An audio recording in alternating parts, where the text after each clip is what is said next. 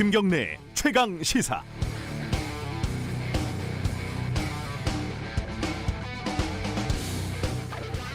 좋은 뉴스라는 건 뭘까요? 좋은 방송, 좋은 저널리즘이라는 건 또 뭘까요? 매일 밤, 매일 새벽에 오프닝을 씁니다. 별 생각 없는 놈이 어쩔 수 없이 규칙적으로 고민이라는 걸 하게 됩니다. 청취자들 속을 뻥 뚫어주는 사이다 오프닝은 과연 좋은 걸까? 조미료를 팍팍 쳐서 자극적인 국물을 만들어서 잠시나마 쓰린 속을 달래주는 해장국 언론은 올바른 것인가? 복잡하고 다단한 세상 일을 일도 양단해서 단순 명쾌하게 말하는 것이 과연 가능하기나 한 것인가? 공영방송 진행자의 정치적인 이념적인 지향은 방송에서 어디까지 허용되는 것일까? 매일 방송을 하면서 무엇을 전달할지도 고민을 합니다. 매일매일 벌어지는 소모적인 정치적인 공방, 그들만의 프레임 싸움을 어디까지 어떻게 전달해야 하는 걸까? 언론이라는 것이 엘리트들의 권력 싸움을 지나치게 편식하는 건 아닐까? 세상에 도움이 되는 방송은 어떤 것인가? 지난해 KBS 청소 노동자들의 처우 문제가 제기가 됐었죠. 중년의 여성들이 삭발을 했고요. 최강시사에서 이분들을 인터뷰를 했습니다. 이후 문제는 상당 부분 해결이 됐습니다. 노동자 한 분이 미디어오늘과 인터뷰에서 최강시사에서 방송한 게 가장 효과가 있었다고 말씀했습니다. 세상에 아주 조금이라도 도움이 됐다는 게 감사했습니다.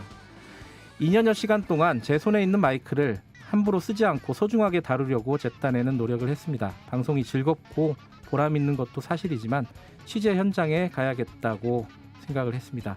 더 늦으면, 더 나이가 들면 엉덩이가 더 무거워질 것이 조금 무서웠습니다. 앉아서 세상을 논하기에는 아직 부족하고 모자랍니다. 과분했습니다. 그리고 세상에는 여전히 하고 싶은 취재가 많습니다. 그래서 오늘은 오프닝이 아니라 클로징입니다. 마지막 방송 마지막까지 열심히 해보겠습니다. 2월 5일 금요일 김경래의 최강시사 시작합니다.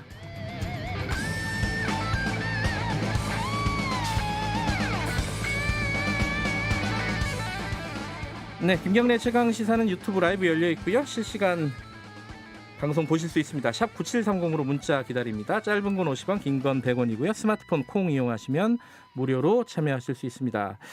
오늘도 뉴스가 많네요. 일부에서는요, 부동산 대책 어제 발표가 됐죠. 공급 쇼크 이렇게 정부에서 얘기를 했는데 내용 그리고 한계 여러 가지로 좀 짚어보겠습니다. 2부에서는 또 판사 탄핵, 헌정사상 초유의 판사 탄핵에 대한 입장, 오늘은 여당 입장 좀 들어보고요. 3부에서는요, 영화 미나리 미국 각종 상 휩쓸고 있잖아요. 근데 인종차별 논란이 벌어지고 있답니다. 어떤 일인지 들어보겠습니다.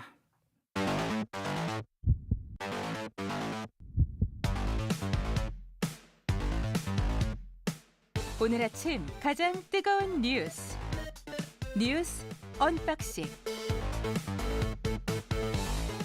네, 뉴스 언박싱 민동기 기자 나와 있습니다. 안녕하세요. 안녕하십니까. 자, 오늘 마지막 방송 사고 없이 잘 끝나기를 바라겠습니다.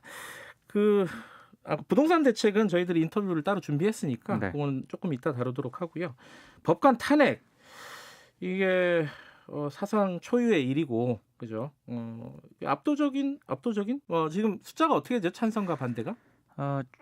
179명이 찬성을 했고요. 예.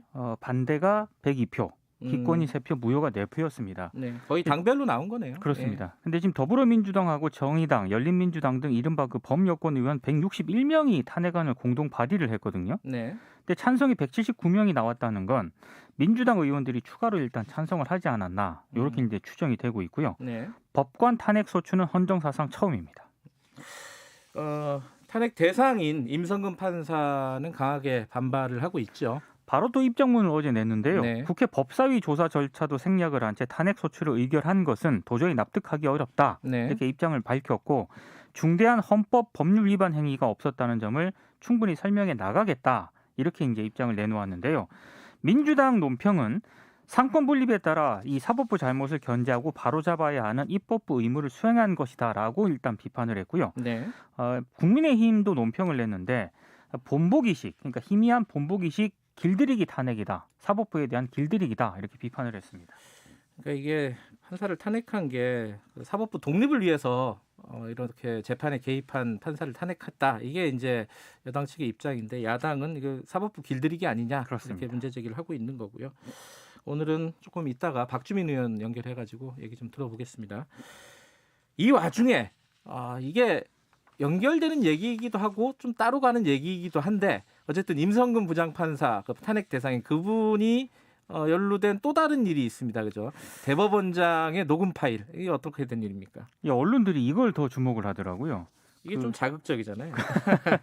김명수 대법원장하고 이제 지난해 면담을 했거든요. 네. 근데 이 면담 녹음한 파일이 어제 공개가 됐습니다. 근데 여기서 이제 김명수 대법원장이 사표를 제출하려는 그 임성근 판사에게 네. 이런 얘기를 합니다. 본인 입장으로서도 여러 영향이랄까 그런 걸 생각을 해야 된다. 그 중에는 정치적인 상황도 살펴야 되고 이런 얘기도 있고요. 지금 뭐 탄핵하자고 저렇게 설치고 있는데 설친다는 표현이 네. 있더라고요. 내가 사표 수리했다 하면 국회에서 무슨 얘기를 듣겠느냐 이런 내용이 있습니다. 그러니까 지금 언론들이 보도를 하고 있는 초점은 그 김명수 대법원장이 여러 정치적인 거를 좀 고려를 하는 것 아니냐 이렇게 비판을 하고 있는 그런 겁니다. 그러니까 이제 이게 해석은 좀 분분해요. 네. 그죠? 한쪽에서는 이게 탄핵을 해야 되니까 너 사표 못 받아. 이렇게 해석을 하는 쪽이 있고 한쪽에서는 야, 탄핵 안 될 건데 사표 됐어. 좀 조용히 넘어가자. 이렇게 얘기하는 사람들이 있고 이게 해석이 좀 분분합니다. 그러니까 논쟁점, 그러니까 여러 가지 해석되는 지점이요. 예. 첫 번째는 대법원장이 거짓말했다. 일단 거짓말한 건 사실이죠. 결과적으로는 그렇죠. 어쨌든 어제 그것 때문에 예. 또 이제 또 사과문을 내긴 했는데요. 예. 일단 거짓말했다라는 그런 비판이 하나 있고 네. 또 하나는 임성근 부장판사 처신은 그럼 온당했느냐 네. 이런 비판도 있습니다. 그러니까 사표 수리 안 되니까 대법원장과의 대화 내용을 몰래 녹음한 것 아니냐, 이거 어떤 의도를 가지고 녹음한 것 아니냐 이런 비판이 나오고 있는 거고요. 물론 당사자는 우연히 그렇죠. 녹음을 한 거다. 그리고 저분의 말씀을 잘 해석하기 위해서 녹음을 한 거다. 네, 이렇게 해명을 하고 있고 좀 무리죠, 그거는. 그렇습니다. 그리고 이제 당시 그러면 대법원장이 그 사표 수리를 좀 수용을 했어야 되느냐, 여기에 대해서도 논란이 있습니다. 그렇죠. 수리를 하면 더 큰 문제가 생겼을걸요, 아마. 그러니까 지금 징계위원회에 징계 청구가 된 경우라든가 아니면은 비위와 관련해서 수사 중임을 통보받은 그런 법관 있지 않습니까? 의원 면직을 허용하지 않는다라고 규정이 되어 있거든요. 더더군다나 당시 이 임성근 부장판사 같은 경우에는 이 견책 징계 처분을 받고 형사재판이 진행 중이었습니다. 그리고 임 부장판사를 포함한 사법농단 핵심 인물들에 대해서 당시 그 법원이 너무 솜방망이 징계 처분을 했다 이런 비판이 제기되고 있는 그런 상황이었는데 만약에 사표 수리를 했다면 그 자체로 또 논란이 제기될 수 있었던 그런 대목입니다. 곤란하게 됐습니다, 지금. 그렇습니다. 이렇게 사표를 수리했어도 욕을 먹을 거고 만약에 지금 이렇게 문제가 불거져도 지금 욕을 먹는 건데 앞으로도 계속 욕을 먹을 가능성이 높습니다, 이거는. 어찌됐든 간에 국민의힘 진상조사단 원래는 대법원장 탄핵한다고 그러지 않았었어요? 탄핵을 검토 중인데요. 일단 김기현 의원을 단장으로 하는 탄핵 거래 진상조사단을 발족을 했고 오늘부터 이 김 의원을 시작으로 대법원 앞에서 릴레이 1인 시위에 나서겠다고 밝혔습니다. 어쨌든 이 판사 탄핵 같은 경우는 벌어진 일이고 그렇죠. 사법부가 한번 자신들을 좀 돌아보는 계기가 됐으면 좋겠다 이런 생각은 좀 드네요. 그렇게 될지는 모르겠지만 하나만 더 알아보죠. 어제 아침에 드디어라는 표현을 써도 되나요? 문재인 대통령과 바이든 대통령이 통화를 했습니다. 바이든 대통령 취임 후 14일 만에 통화가 이루어졌거든요. 원래 이제 문재인 대통령이 지난달 26일에 시진핑 중국 국가주석하고 전화 통화를 했고요. 스가 요시히데 일본 총리가 또 지난달 27일 바이든 대통령하고 통화를 했는데 이것 때문에 좀 한미 간에 좀 미묘한 기류가 형성이 되고 있다라고 이제 또 보수 진영 일각에서는 또 비판을 하기도 했는데 청와대가 어제 입장을 내놓았는데 통화 시점은 각자 상황에 따라서 상호 조율하에 결정이 되는 것이다. 이렇게 이제 해명을 했습니다. 대체적으로 무난한 시점이라고 볼 수 있겠어요. 며칠 늦고 며칠 빠르고 요거는 그렇게 대세 지장이 있는 것 같지는 않고. 근데 중요한 건 어떤 내용이 오갔느냐. 이제 인사니까 사실은 의례적인 얘기들이 주로 오갔겠지만은 좀 주목할 만한 부분이 있습니까? 그러니까 이제 제일 큰 관심은 대북 문제인데요. 그렇죠. 트럼프 행정부 시절 때 북미가 합의한 싱가포르 선언을 토대로 협상 재개를 좀 우리 정부가 희망을 하고 있는데 지금 바이든 행정부 같은 경우는 기존 대북 정책 전면 수정을 예고를 하고 있거든요. 근데 일단 포괄적인 대북 전략을 조속히 마련하자 이 필요성에는 공감을 했습니다. 근데 사실 구체적인 얘기가 오갈 수 있던 그런 상황은 아니었던 것 같고요. 좀 우려가 되는 거는 바이든 대통령 입장에서는 미국 내 현안이 너무 많아가지고 북핵 문제 해결에 속도를 내기가 쉽지 않을 것이다 이런 또 관측이 나오고 있습니다. 문 대통령이 바쁜데 전화 줘서 고맙다 이러니까 바이든 대통령은 한국 대통령과 통화하지 못할 정도로 그렇게 바쁘진 않다라는 또 농담을 또. 그렇죠. 북한 문제도 다룰 정도로 바쁘지 않았으면 좋겠네요. 네.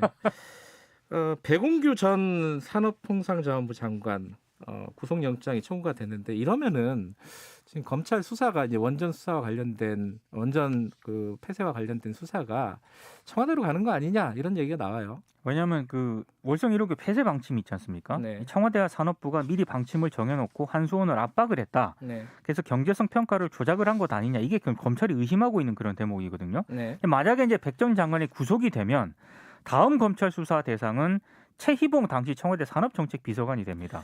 지금 가스공사 이제 사장인데요. 그 누가 또 산자부 장관에게 지시 혹은 뭐 그렇죠. 얘기를 했느냐 이걸 네. 알아보겠죠.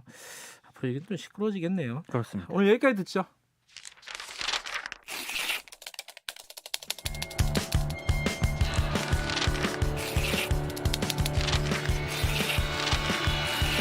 민동기의 저널리즘 M. 네, 저널리즘 M 오늘 마지막 시간입니다. 마지막 아이템이 담배네요. 저는 비흡연자인데요. 아 그래요? 네. 저는 흡연자입니다. 흡연자는 굉장히 이 문제에 관심이 많더라고요. 예, 부끄럽습니다. 흡연자인 게 부끄럽습니다. 복지부가 지난달 27일 제5차 국민건강증진 종합계획을 발표를 했는데요. 굉장히 방대한 내용입니다. 28개 중점 과제가 담겼는데 향후 좀 장기적인 계획들이죠, 사실은. 그렇습니다. 뭐 10년을 내다보고 이제 세운 대책도 있고요. 근데 네. 언론이 주목한 건 건강 형평성이라는 그런 부분인데 네. 왜냐하면 여기에 2030년까지 담배에 건강 증진 부담금 인상을 추진한다는 내용이 포함이 됐거든요. 상당수 언론이 여기 이제 담배 가격 인상에 초점을 맞춰서 보도를 하고 실로 엄청난 보도가 쏟아졌습니다. 근데 이게 담배값 올린다고 한 건 맞는 얘기 아니에요? 그러니까 10년 안에 음. 이제 올릴 수도 있다, 올리겠다 이런 방침을 밝힌 건데, 예. 근데 제가 봤을 때 좀 언론이 너무 앞서가는 보도를 한 것 같습니다. 어떤 측면에서 그렇죠? 그러니까 복지부가 발표한 내용을 보면은 흡연율을 낮추기 위해서 네. 담배에 대한 건강 증진 부담금을 인상할 필요가 있다 이런 대목이 나오거든요. 그러니까 이 대목이 나오니까 현장에서 기자들이 막 물을 거 아닙니까? 그러니까 인상 폭과 시기에 대해서 주로 기자들이 질문을 했는데 여기에 대해서 복지부 답변이 이렇습니다.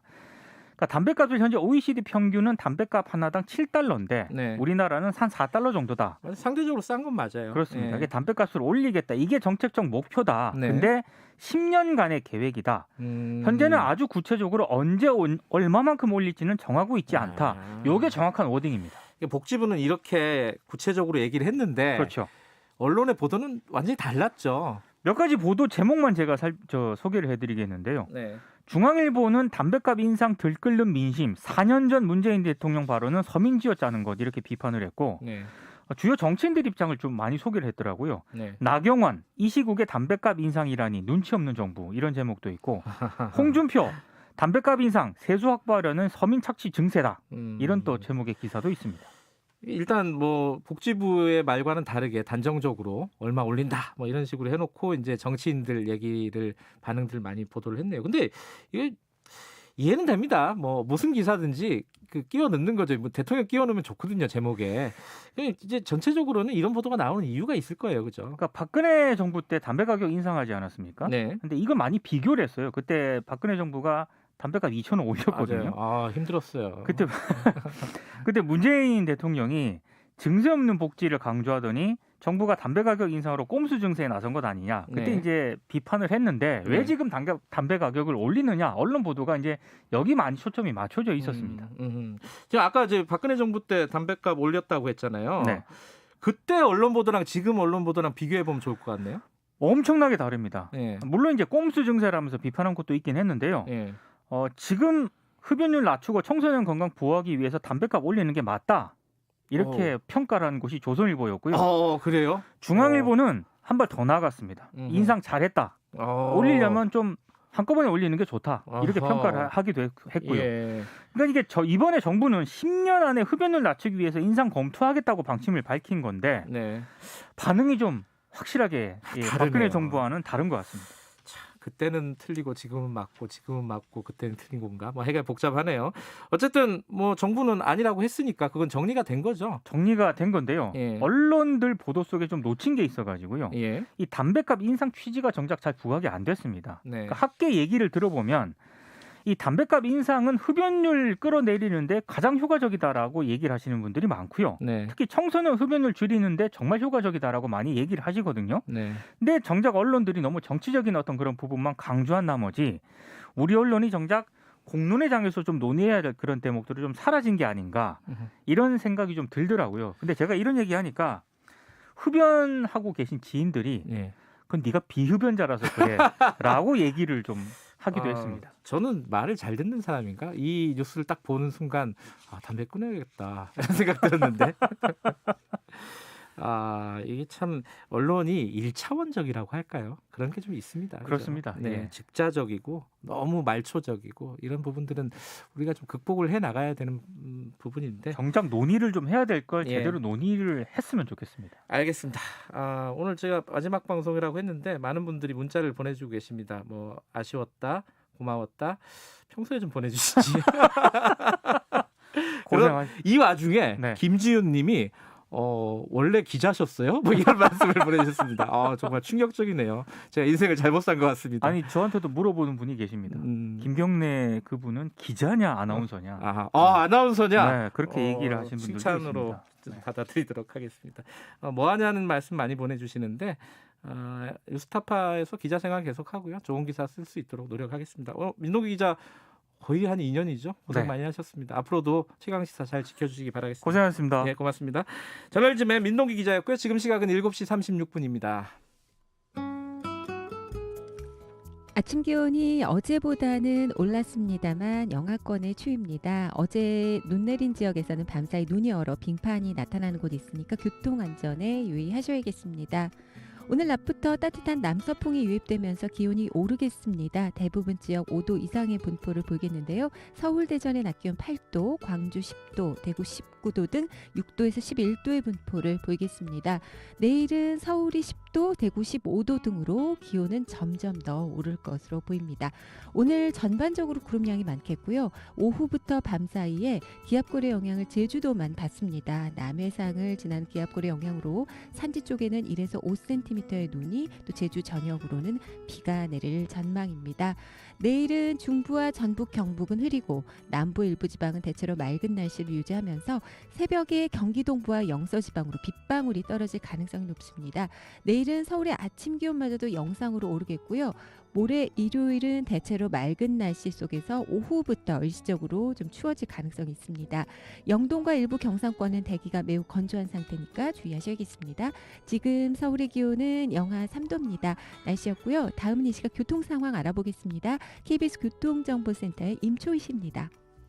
네, 이 시각 교통정보입니다. 고속도로 출근길 사고 구간이 많습니다. 평택시흥고속도로 평택 쪽으로 군자분기점 부근부터 남한산 부근 5km 구간 심한 정체입니다. 남한산 부근 1차로와 3차로에서 사고 처리 중이고요.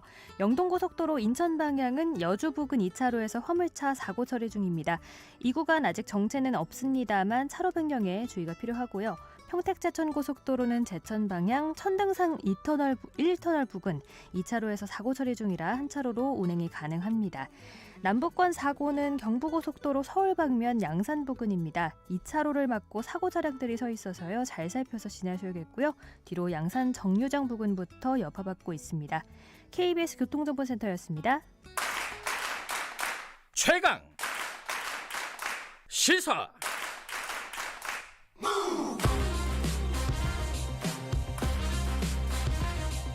지금 여러분께서는 김경래 기자의 최강 시사를 듣고 계십니다.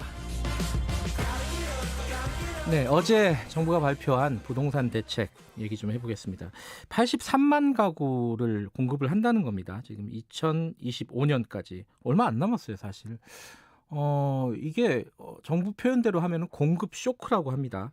이게 과연 집값을 안정시키는데, 그리고 우리의 주거 환경을 개선하는데 어느 정도 도움이 될지, 어떤 한계가 있을지 전문가와 함께 얘기 들어보겠습니다. 박원갑 KB국민은행 부동산 수석 전문위원 연결되어 있습니다. 위원님 안녕하세요. 네, 안녕하십니까? 네, 일단 위원님 의견부터 좀 궁금하네요. 이 어제 대책에 대한 평가가 어떻습니까? 아까 말씀하신 것처럼 저는 공급 드라이브 혹은 네. 뭐 공급 총력전 이런 식으로 받아들였고요. 네.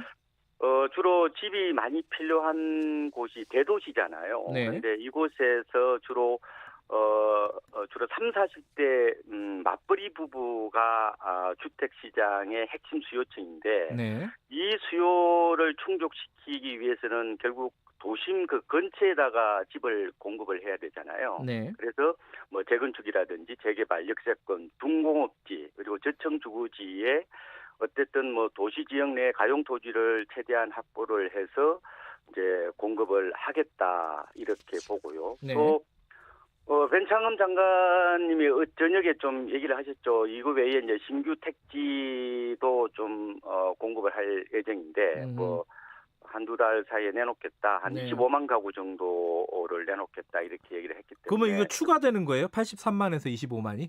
예, 그렇다고 그럼 봅니다. 거의 100만 가구네요. 예. 예. 그럼 이게 3기 신도시도 지금 진행 중이잖아요. 그죠? 예. 아니 근데 이렇게 공급 많이 하는 게 일단 첫 번째 가능한 것인지 계획은 계획이라 치더라도 두 번째는 그렇게 하면 문제는 또 없는 건지 일단 첫 번째 가능한 겁니까 이거? 왜냐하면 숫자만 있지 정확한 지역이라든지 이런 게 아직 없잖아요.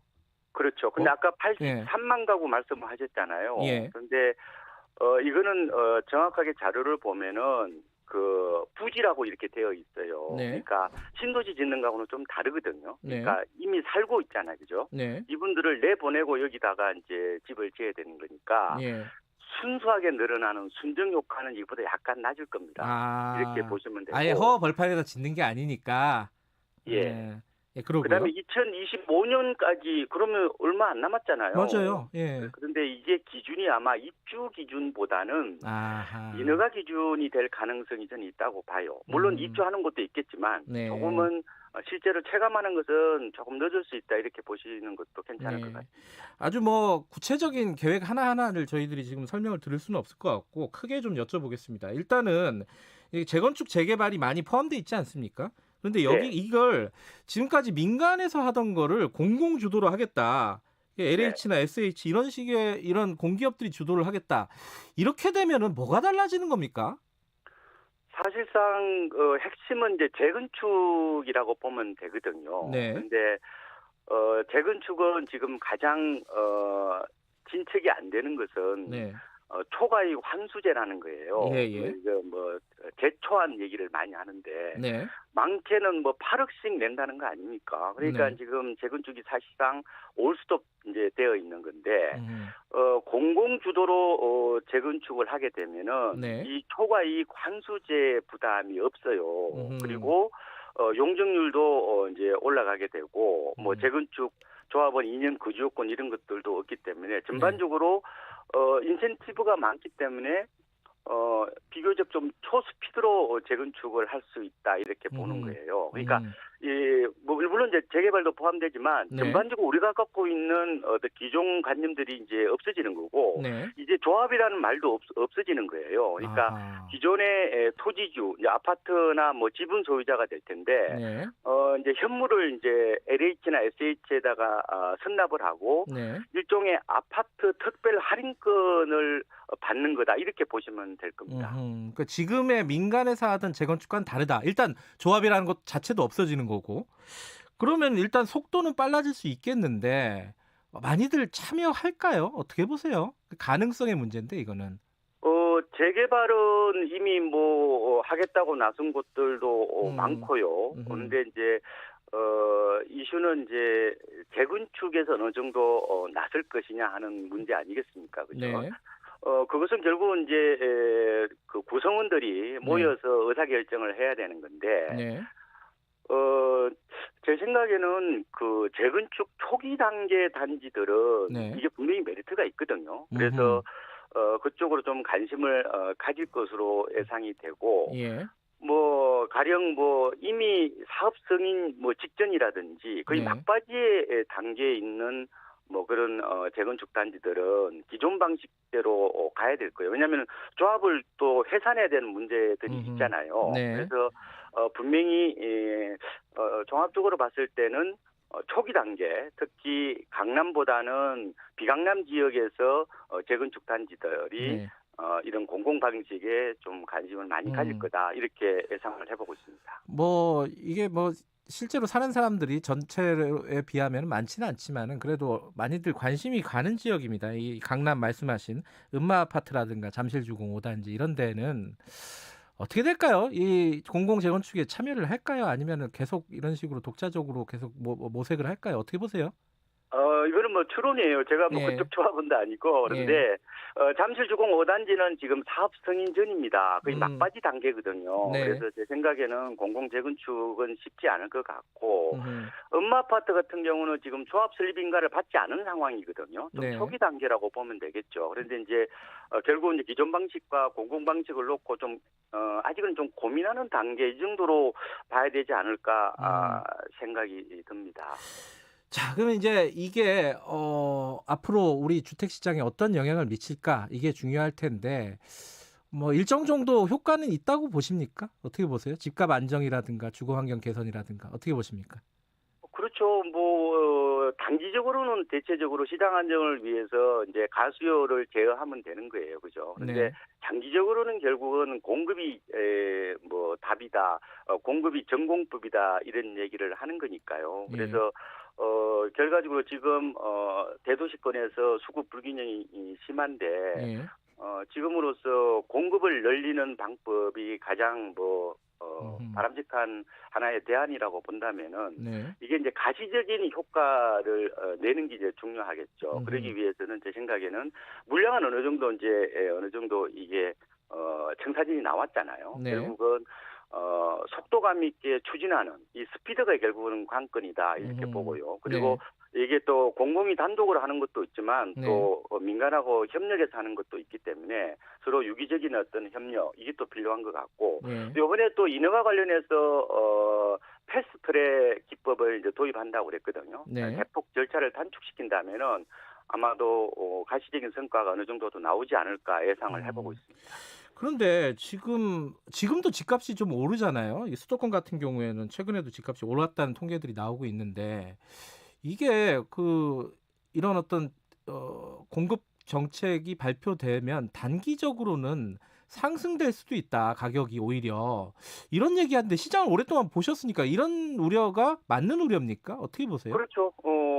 단기적으로는 오히려 공급이 늘어날 때 오르는 경우도 많습니다. 특히 그래요? 지금은 신도시 개발보다는 살고 있는 지역에서 어떻게 보면 크레인이 올라가는 그런 구조잖아요. 그래서 어떤 개발에 따른 후광 효과라든지 이런 개발 기대 심리가 생길 수가 있어요. 그래서 단기적으로는 좀 집값이 이제 불안할 수는 있고 장기적으로는 당연히 어떤 수급 안정을 가져갈 수 있지만 그래서 시장 불안이 좀 생기지 않도록 선제적으로 좀 제어 장치 같은 게 이제 필요한데 요번에도 뭐 그런 내용들이 많이 들어 있습니다. 뭐 어제 이후에 사업구역에서 아파트나 지분을 사게 되면은 우선 분양권을 아예 주지 않는다든지 그다음에 투기 우려 지역에 대해서는 토지 거래 허가 구역으로 지정을 한다든지 그리고 아예 집값이 들썩이면은 지구 지정 자체를 안 한다든지 여러 가지 그런 내용들은 발표해 놓고 있는데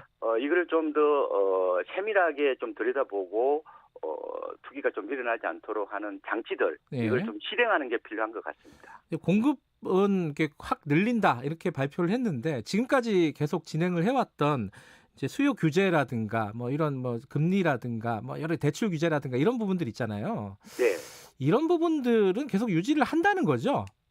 그대로 지금 갈 수밖에 없을 거예요. 왜냐하면 시중의 유동성이 워낙 많아서요. 지금 주식 보십시오. 굉장히 많이 올랐잖아요. 전반적으로 지금 자산 시장이 하나의 이제 거대한 지금 일종의 유동성 장세를 만드는 어떤 과정이잖아요. 그래서 시장 여건이 여전히 불안하기 때문에 규제 완화 쪽으로 어떤 대책이 나온다면은 시장에 어떤 잘못된 신호를 좀 보낼 수 있다 이런 우려감이 있는 것 같아요. 그래서 당분간 아마 수요 억제 쪽은 계속되지 않을까 이렇게 예상을 해보고 있습니다. 또 이제 집 가진 사람들은 이제 양도세 완화 이런 부분들에도 관심이 좀 있지 않습니까?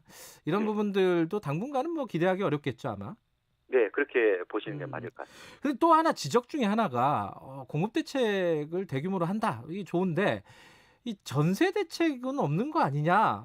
좀 미진한 거 아니냐? 이거 어떻게 보십니까? 전세 대책 부분은 이번에 일부 좀 포함되어 있긴 해요. 네. 가령 주로 이제 단기의 주택을 공급할 수 있는 걸 한 10만 가구 정도를 이제 내놓겠다고 얘기를 했거든요. 네. 그러니까 주로 이제 뭐 공실 뭐 호텔이라든지 오피스 이거를 이제 뭐 청년 기숙사로 리모델링을 한다든지 하는 이런 활성화 방안들도 네. 같이 이제 내놨는데 네. 제 생각에는 이게 아까 말씀하신 것처럼 공급 규모가 많잖아, 그죠? 네. 아까 폭탄까지 말씀하셨는데 네. 그러면은 한꺼번에 이제 그 철거와 이주를 하게 되면은 혹시 국지적인 전세난이 일어나지 않을까 우려를 할 수가 있어요, 그죠? 네. 그래서 나중에 아마 이주를 하더라도 무조건 동시다발적으로 하지는 말고 네. 뭐 지역별로 뭐 시기를 분산한다든지 이런 것들은 좀 후속 대책이 좀 뒤따라야 되지 않을까 예상을 해보고 있습니다. 지금 이제 대규모 서울에도 이제 역세권이라든가 뭐 재건축이라든가 어쨌든 대규모 어떤 공사들이 막 벌어질 텐데 아까 잠깐 언급하셨어요, 위원님께서. 이 기존에 살던 사람들이 일단 나가야 되잖아요. 거기 네. 공사를 하려면은 그걸 뭐 소위 이제 어려운 말로 젠트리피케이션이라고도 하고 그런 거 어떤 저항이라든가 갈등이라든가 마찰 이런 것들이 좀 많이 생기지 않을까 이런 우려는 어떻게 보십니까? 그렇죠. 흔히 이제 둥지 내몰림 이 말씀이죠. 그렇죠. 젠트리피케이션 부분인데 예. 이번에 보도자료에서 이 부분이 저는 들어있더라고요, 보니까. 네. 그러니까 뭐 세입자라든지 영세 상인들이 이제 개발에 따라서 외곽으로 내몰릴 수 있는 어떤 그런 측면이 있잖아요. 네. 그래서 일단은 영세 상인들한테는 임시 영업 공간을 제공을 하고 네. 또 세입자들은 이제 임시로 살 수 있는 뭐 그런 공간 말하자면 네. 이제 순환 정비라고 얘기하는데 네. 이런 것들도 같이 한다고 이제 하는데 네. 어쨌든 계획은 잡혀 있는데 예. 이 역시 좀 현실성 있는 후속 대책이 뒤따라야 되지 않을까 예상을 해보고 있습니다. 이게 이제 이 83만이라는 숫자가 지금은 추산이잖아요. 네. 근데 이게 결국은 이제 주민들이 얼마나 동의하느냐의 문제일 텐데 이게 동의가 제대로 이루어지지 않으면 허수가 될 수 있지 않습니까? 이 83만이라는 숫자가 이 동의는 많이들 이루어질까요? 이런 개발이라든지 재건축이라든지 여러 가지 이런 부분에 대해서?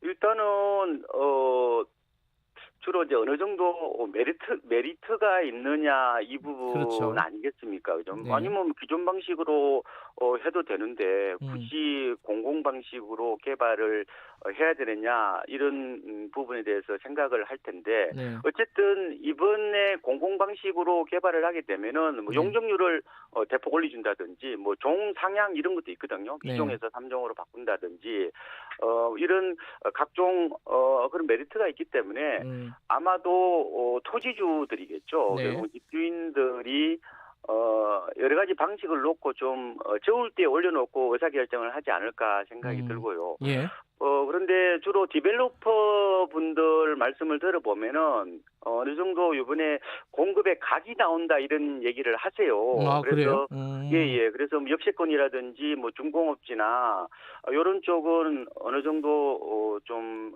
디벨로퍼들이 참여하지 않을까 예상을 해보고 있습니다. 알겠습니다. 지금 마지막으로요. 이제 이 공급이 실제로 이루어지려면은 몇 년 걸립니다. 그죠? 5년이 아까 말씀하신 대로 입주 기준이 아닐 수도 있다고 했는데 이 앞으로 주택시장 뭐 단기간 1년간의 주택시장이라든가 앞으로 향후 한 3, 4년간의 중기적인 주택시장 어떻게 진행이 될 거라고 좀 보십니까? 지금 아까 말씀드린 것처럼 지금 유동성 상세 부분이거든요. 그런데 제 생각에는 집값이 단기간에 좀 안정되기는 좀 녹록지는 않아 보여요. 왜냐면 워낙 이게 저금리 부분이고 올해 또 입주량이 줄어드는 측면이 있거든요. 근데 좀 중기적으로 본다면은 집값이 너무 많이 올랐거든요. 올해까지 서울이 오르게 되면은 무려 8년이라는 이런 초장기 상승 사이클인데 과거에 산고 곡심이라는 말이 있어요. 산이 높으면 이제 골이 깊다는 말인데 그래서 지금은 과도한 상승에 따른 어떤 피로감이라든지 이런 부분들을 고민해야 될 것 같고 하반기로 가면 갈수록 저는 상승세가 좀 둔화되는 어떤 그런 측면이 있어서 실수요자분들은 시장을 좀 조심스럽게 지켜봐야 되는 게 아닌가 이런 생각을 해보고 있습니다. 알겠습니다. 오늘 말씀 감사합니다.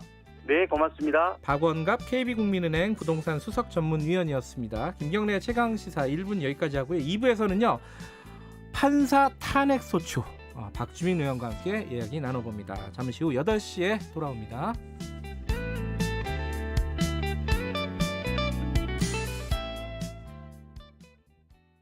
말 같은 말.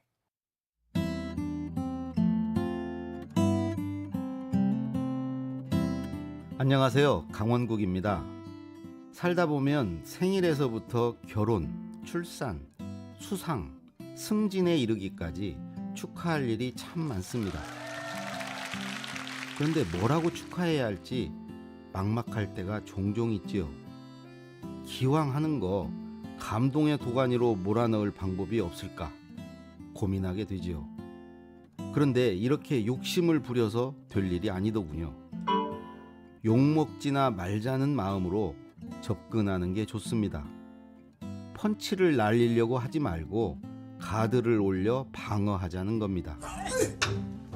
그 방법 중 하나는 축하해야 할 대상을 빠뜨리지 않는 것입니다. 졸업식이라면 졸업생과 학부모는 물론 가르치느라 고생한 선생님에게, 또 축하하러 온 재학생, 내빈에게도 감사 인사를 하는 게 좋겠지요.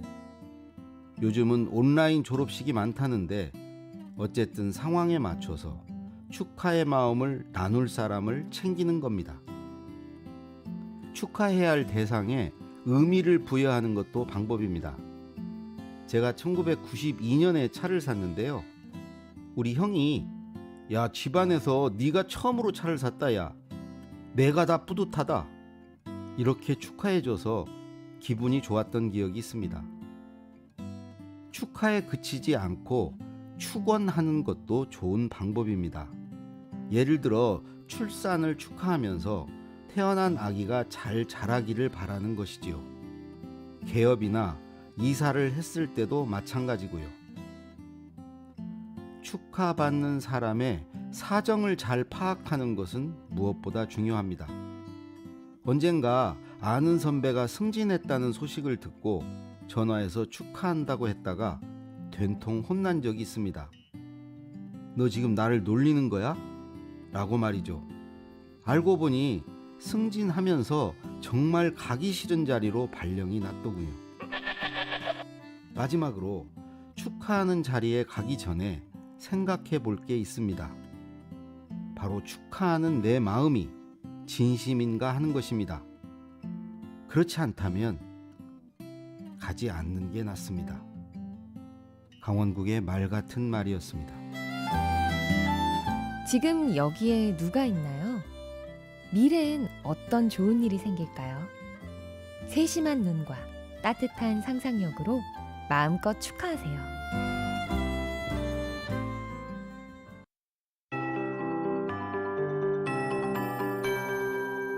KBS 58분 날씨. 오늘 서울의 아침 최저 기온 영하 3도대인데 어제보다 추위가 약해졌고요. 예년 기온 기준으로 하면 좀 더 높은 기온입니다. 일부 경기 북부나 강원 산지 등 매우 추운 지역도 있지만 기온이 조금씩 오르는 추세를 보이고 있습니다. 오늘 낮부터는 남서풍이 유입돼 봄 날씨 되찾겠고 주말인 내일은 아침과 낮 기온 모두 올라서 포근함이 감돌겠습니다. 내일은 서울의 낮 기온이 10도, 대구는 15도까지 오르겠습니다. 오늘 전국적으로 구름이 많이 끼겠고 오후부터 밤사이 제주도에는 비가 내리겠습니다. 산지 쪽은 1에서 5cm의 눈이 쌓이겠습니다. 주말인 내일 중부와 전북, 경북은 흐리겠고요. 남부지방은 대체로 맑겠습니다.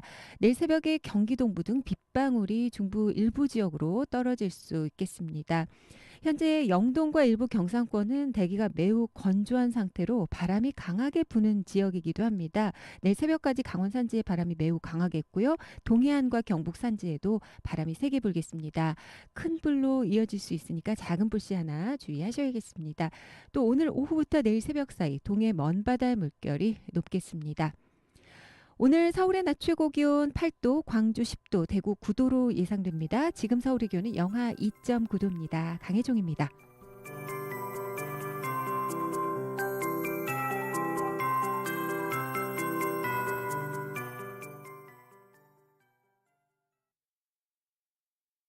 정성을 다하는 국민의 방송 KBS가 8시를 알려드립니다. AM 711kHz, FM 97.3MHz KBS 1라디오입니다. HLKA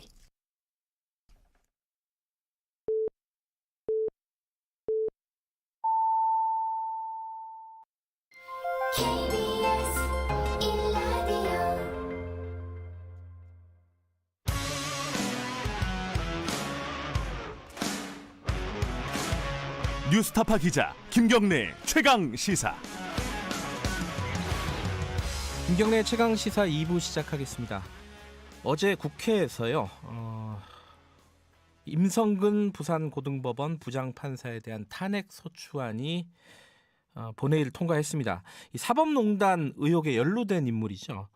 이 헌정사상 처음 있는 일이고요. 근데 이 와중에 지금 대법원장의 녹취록이 또 공개가 돼가지고 이 부분이 또 논란이 계속되고 있습니다. 파문도 커지고 있고요.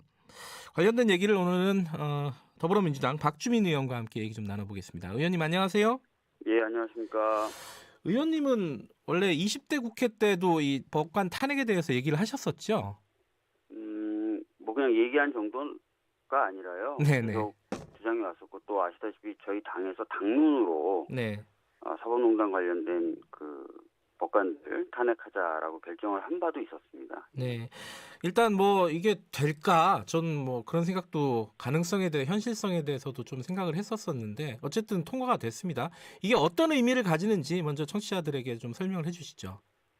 예, 뭐 우리나라는 그 법관의 신분을 헌법에서 매우 강력하게 보장하고 있습니다. 네. 그 이유는 법관이 양심 그리고 법률 헌법에 따라서 독립해서 재판하라는 뜻이거든요. 네.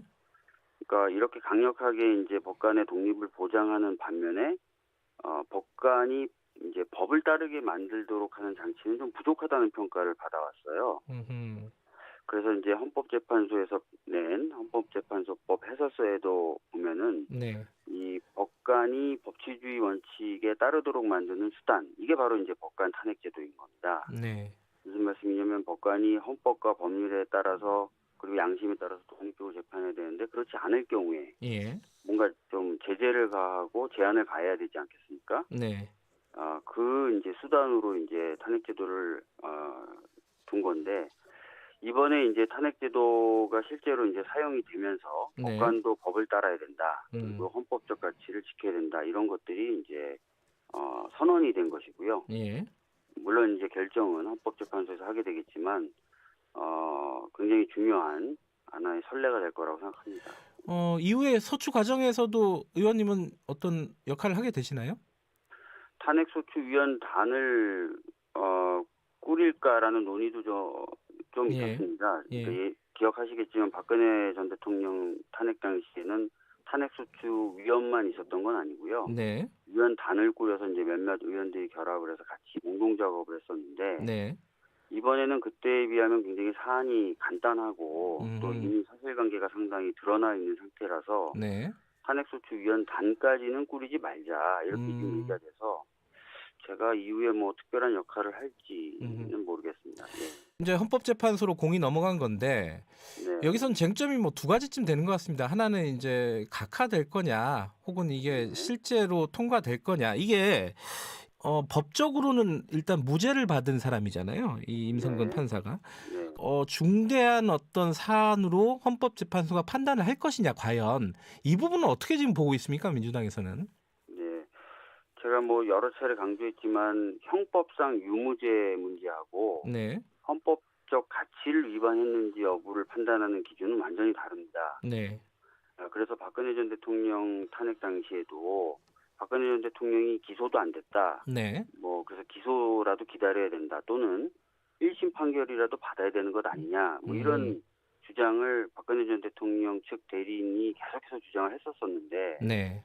그 당시에도 헌법재판소가 절대 그렇지 않다. 이게 형법적인 유무죄를 다투는 문제하고는 완전히 별개의 과정과 절차다라고 판단을 한 바가 있거든요. 네. 그래서 이제 형법상 1심에서 무죄가 나왔는데 왜 탄핵을 하느냐라든지 또는 1심 법원이 무죄를 선고했기 때문에 헌법재판소도 기각이나 각하를 할 것이다. 이렇게 주장하는 것은 좀 맞진 않습니다. 그리고 또 하나 주장하는 것이 워낙 지금 시간이 없기 때문에 다 아시겠지만 임성근 부장판사가 이제 이번 달 말이면은 이제 퇴임하게 되지 않습니까? 네네. 그래서 퇴임하게 되면은 그 어떤 소송에 대한 요건 예. 자체가 불비하게 되면서 각하되는 것 아니냐라고 말씀하시는 분들도 계신데 이전에 이제 헌법재판소의 결정내들을 보면은 일단 소송이 시작된 뒤에요. 네.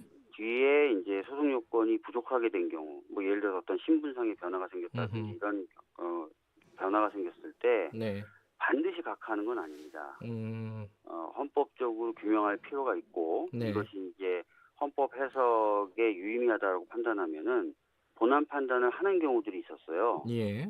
그래서 꼭 각하될 것이다 이렇게 보기도 어렵습니다. 네.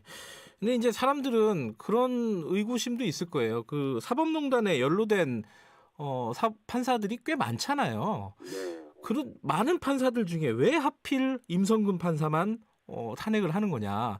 뭐가 제일 문제였습니까? 기억하시겠지만 20대 국회 때도 이제 법관 탄핵을 계속 주장을 했었고 아까 네. 말씀드렸던 대로 당론까지 채택했지만 다른 야당들을 설득하는데 어려움을 겪었었습니다. 네. 그때도 나왔던 이야기가 법관 탄핵의 대상이 되는 법관을 좀 줄이자, 보다 네. 좀 더 분명하고 또 헌법적 가치를 위반한 정도가 심한 사람들 중심으로 좀 줄이자라는 얘기가 나왔었어요. 사실 그래서 그런 공감대가 있는 상황에서 네. 마침 임성근 부장판사에 대해서는 법원의 1심 판결에서 임성근 부장판사가 한 행위가 헌법에 위반된 행위다라는 확인을 해준 겁니다. 그러니까 이제 그러면은 좀 범위를 줄이고 그 위반 정도가 심한 사람을 선택하고 골라야 된다라는 입장을 가지고 있다가 그 판결이 딱 나오니까 그러면 이 사람에 대해서는 특별한 이견 없이 탄핵 절차로 들어갈 수 있겠구나라고 판단을 하게 된 것이죠. 근데 반대쪽에서는 이게 무죄 판결 난 거고 판결문에 뭐 몇 줄 나온 거 가지고 이렇게 탄핵까지 하는 거는 무리 아니냐? 이렇게 이 부분에 대해서는 뭐라고 말씀하시겠어요? 아까도 말씀드렸지만 그 형법상 유무죄를 판단하는 것하고 네. 헌법적 가치를 위반했는지에 대해서 판단하는 것은 완전히 별개의 것이다입니다. 그 네. 부분은 다시 예. 한번 말씀을 드리고요. 예. 그다음에 이제 임성근 부장 본인의 말이죠. 뭐 예. 판결에 한두 줄 나온 거 가지고 예, 왜 그러냐라는 건데 실제로 문제가 된 판결문을 읽어보시면 6번 정도 반복해서 이 사람의 행위는 헌법에 위반된다는 얘기가 나옵니다. 뭐 예를 들어서 세월호 7시간 관련된 판결에서 네. 뭐 판결 내용을 좀 바꾸게 한다든지 네. 또는 판결 구술본을 유출하라고 요구해서 판결문을 전달받는다든지 그다음에 재판 도중에 재판 진행을 이렇게 해라라고 얘기해서 실제로 그렇게 진행되게 만든다든지 네. 또 쌍용차 집회에 관련된 변호사들에 대한 형사사건에 있어서도 판결 원본인에 의한 선고가 다 완료되면은 사실 판결문을 수정할 수가 없거든요. 그런데 그것을 일부 수정하게 만든다든지 사후적으로요. 그다음에 야구 선수 원정 도박 사건에서는 공판 절차를 회부하겠다는 정국 보고가 이루어졌음에도 불구하고 그 절차를 철회시키게 만든다든지 이런 행위들에 대해서 다 위헌적이다라는 걸 확인해줘요. 그래서 뭐 몇 줄 나온 거 가지고 이렇게 얘기할 사안은 아닙니다. 근데 참 그게 그 법조인이 아닌 사람들, 저 같은 사람들은 아니 위헌적이라고 그렇게 만약에 6번이나 강조를 했다면은 그럼 유죄를 줘야지 왜 무죄를 준 건가? 이건 한번 그 논리를 좀 설명을 해주세요. 왜 그런 거예요, 그거는? 그러니까 헌법적 가치라는 부분이 있고요. 그다음에 예. 그 헌법적 가치를 위반한 행위 중에 예. 형사 처벌을 해야 될 부분만 골라서 형법에 담은 거죠. 네. 그러니까 이제 형법에 의해서 처벌을 할 정도에 이르지 않았지만 네. 헌법적 가치를 위반할 수는 있습니다. 그리고 우리 헌법은 형법적인 어떤 그 범죄를 범하지 않더라도 네. 헌법적 가치를 위반해도 법관이 탄핵되도록 해놨어요. 그러니까 이제 저희들은 그 헌법적 가치 위반을 이유로 탄핵 절차를 시도하는 것이고요. 네. 탄핵이라고 하는 것은 처벌이 아닙니다. 이것은 일종의 징계라고 보시면 돼요. 징계. 그러니까 우리가 회사 다닐 때도 네. 무죄가 나와도 징계되는 경우가 있지 않습니까? 그렇죠. 어떤 뭐. 문제가 돼서. 예. 이거는 법관에 대한 징계다. 이렇게 보시면 이해하시기가 쉽습니다. 근데 야당은 그렇게 얘기하잖아요. 또 어제도 그 얘기가 본회의 때 나온 것 같은데 이게 법사위에서 조사를 해야 되는 거 아니냐. 조사 절차를 왜 안 밟냐. 이걸 왜 생략했냐. 이 부분에 대해서는 뭐라고 하시겠어요? 지금까지 이제 탄핵이 몇 차례 시도가 됐고 예. 성공한 경우도 있고 뭐 성공하지 못한 경우도 있었는데요. 네. 그 어떤 경우이든 법사위에서 별도의 조사 절차를 진행한 바가 없습니다. 두 번째는 네. 이 사안은 아까 말씀드렸던 것처럼 1심 법원의 판단까지 나왔을 정도로 다른 사안에 비하면 훨씬 더 사실관계가 명확하게 규명돼 있는 사안입니다. 네. 박근혜 전 대통령의 탄핵 같은 경우에도 박근혜 전 대통령 본인에 대해서 기소조차 되지 않은 상태에서 시작된 거예요. 네. 그 이전에 노무현 전 대통령님에 대한 탄핵도 역시 비슷한 상황이었었고요. 예. 또 그 전에 이제 대법관에 대한 어떤 탄핵 시도나 이런 경우도 뭐 기소 뭐 이런 거 없는 상태에서도 진행을 했었던 거거든요. 네. 그런 사안들에 비하면 굉장히 이제 사실관계가 명확하게 드러난 상태라는 것입니다. 네. 그렇기 때문에 특별히 또 별도의 조사가 필요 없다는 것이죠. 그리고 마지막으로 좀 말씀드리면 네. 야당에서는 그렇게 얘기합니다. 아니 이제 곧 퇴임을 앞두고 있는 네네. 법관이다. 시간도 없고 그래서 탄핵 소추가 시작돼도 이 사람이 중간에 퇴임하게 되면 여건이 불비하게 돼서 법원 헌법재판소가 각하를 할 가능성도 많은데 왜 하냐라고 얘기합니다. 네. 그렇게 많이 비판을 했거든요. 네.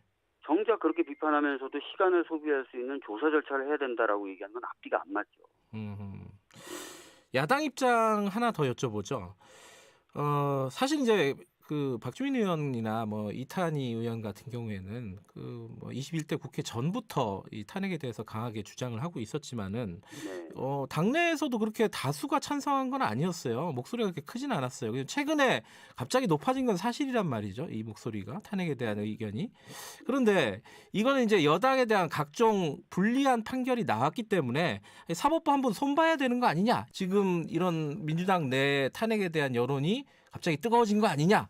이런 거에 대해서는 뭐라고 하시겠어요? 아까도 말씀드렸지만 20대 국회 때부터 제가 주장해 네. 왔던 그건 것뿐만 알죠. 아니라 네. 뿐만 아니라 예. 당론으로까지 결정했었던 문제예요. 음. 그러니까 그걸 꼭 기억하셔야 돼요. 그래서 뭐 원내대표 그 당시 원내대표였던 홍영표 의원님 예. 같은 경우 정론관에 서서 기자회견도 하고 20대 국회 때요. 네. 다만 의석이 부족해서 하지 못했던 거죠. 음흠. 자꾸 이거를 기억을 못 하시는 건지 아니면 의도적으로 얘기를 안 하는 건지 네. 20대 국회 때부터 얘기했고 20대 국회 때도 임성근 부장판사는 탄핵 대상, 저희가 고려했던 탄핵 대상 중에 주요한 대상이었어요. 갑자기 한 게 아니다. 갑자기 한 게 아니에요. 이거는 기사만 검색해봐도 금방 알 수 있는 겁니다. 그래서 제가 이틀 전인가요? 3일 전 기자간담회 하면서 억울하다. 왜 그렇게 얘기하냐. 그럼 20대 국회 때 했던 거하고 당론으로 채택했던 건 다 뭐가 되냐. 네. 이랬을 정도인데 그걸 분명히 기억해 주셔야 되고 예. 21대 국회 돼서도 많은 의원들이 얘기했던 게 맞고요. 또 이 탄핵 작업이라는 걸 시작한 게 네. 며칠 전부터 시작한 게 아니에요. 굉장히 많은 의원들이 모여서 논의하고 대상에 대해서 검토하고 그다음에 물밑으로 의원들한테 설득을 하고 그다음에 소추안 서명 받기 전에 제안서라는 형태로 서명을 먼저 받고 네. 지도부하고 협의하고 의총을 2번 거치고 이런 작업을 거쳤던 거지. 네. 이걸 뭐 어떤 불리한 판결이니까 야 하자 갑자기 이게 아니라는 거예요. 그리고 예. 분명히 아시겠지만 의총에서도 여러 의견들이 나오고 그런 토론들이 거쳐지고 그다음에 이제 지도부도 신중한 모드를 취하고 했었던 모습도 다 보도가 됐었잖아요. 네. 네. 목소리가 굉장히 억울하신 것 같습니다, 진짜로.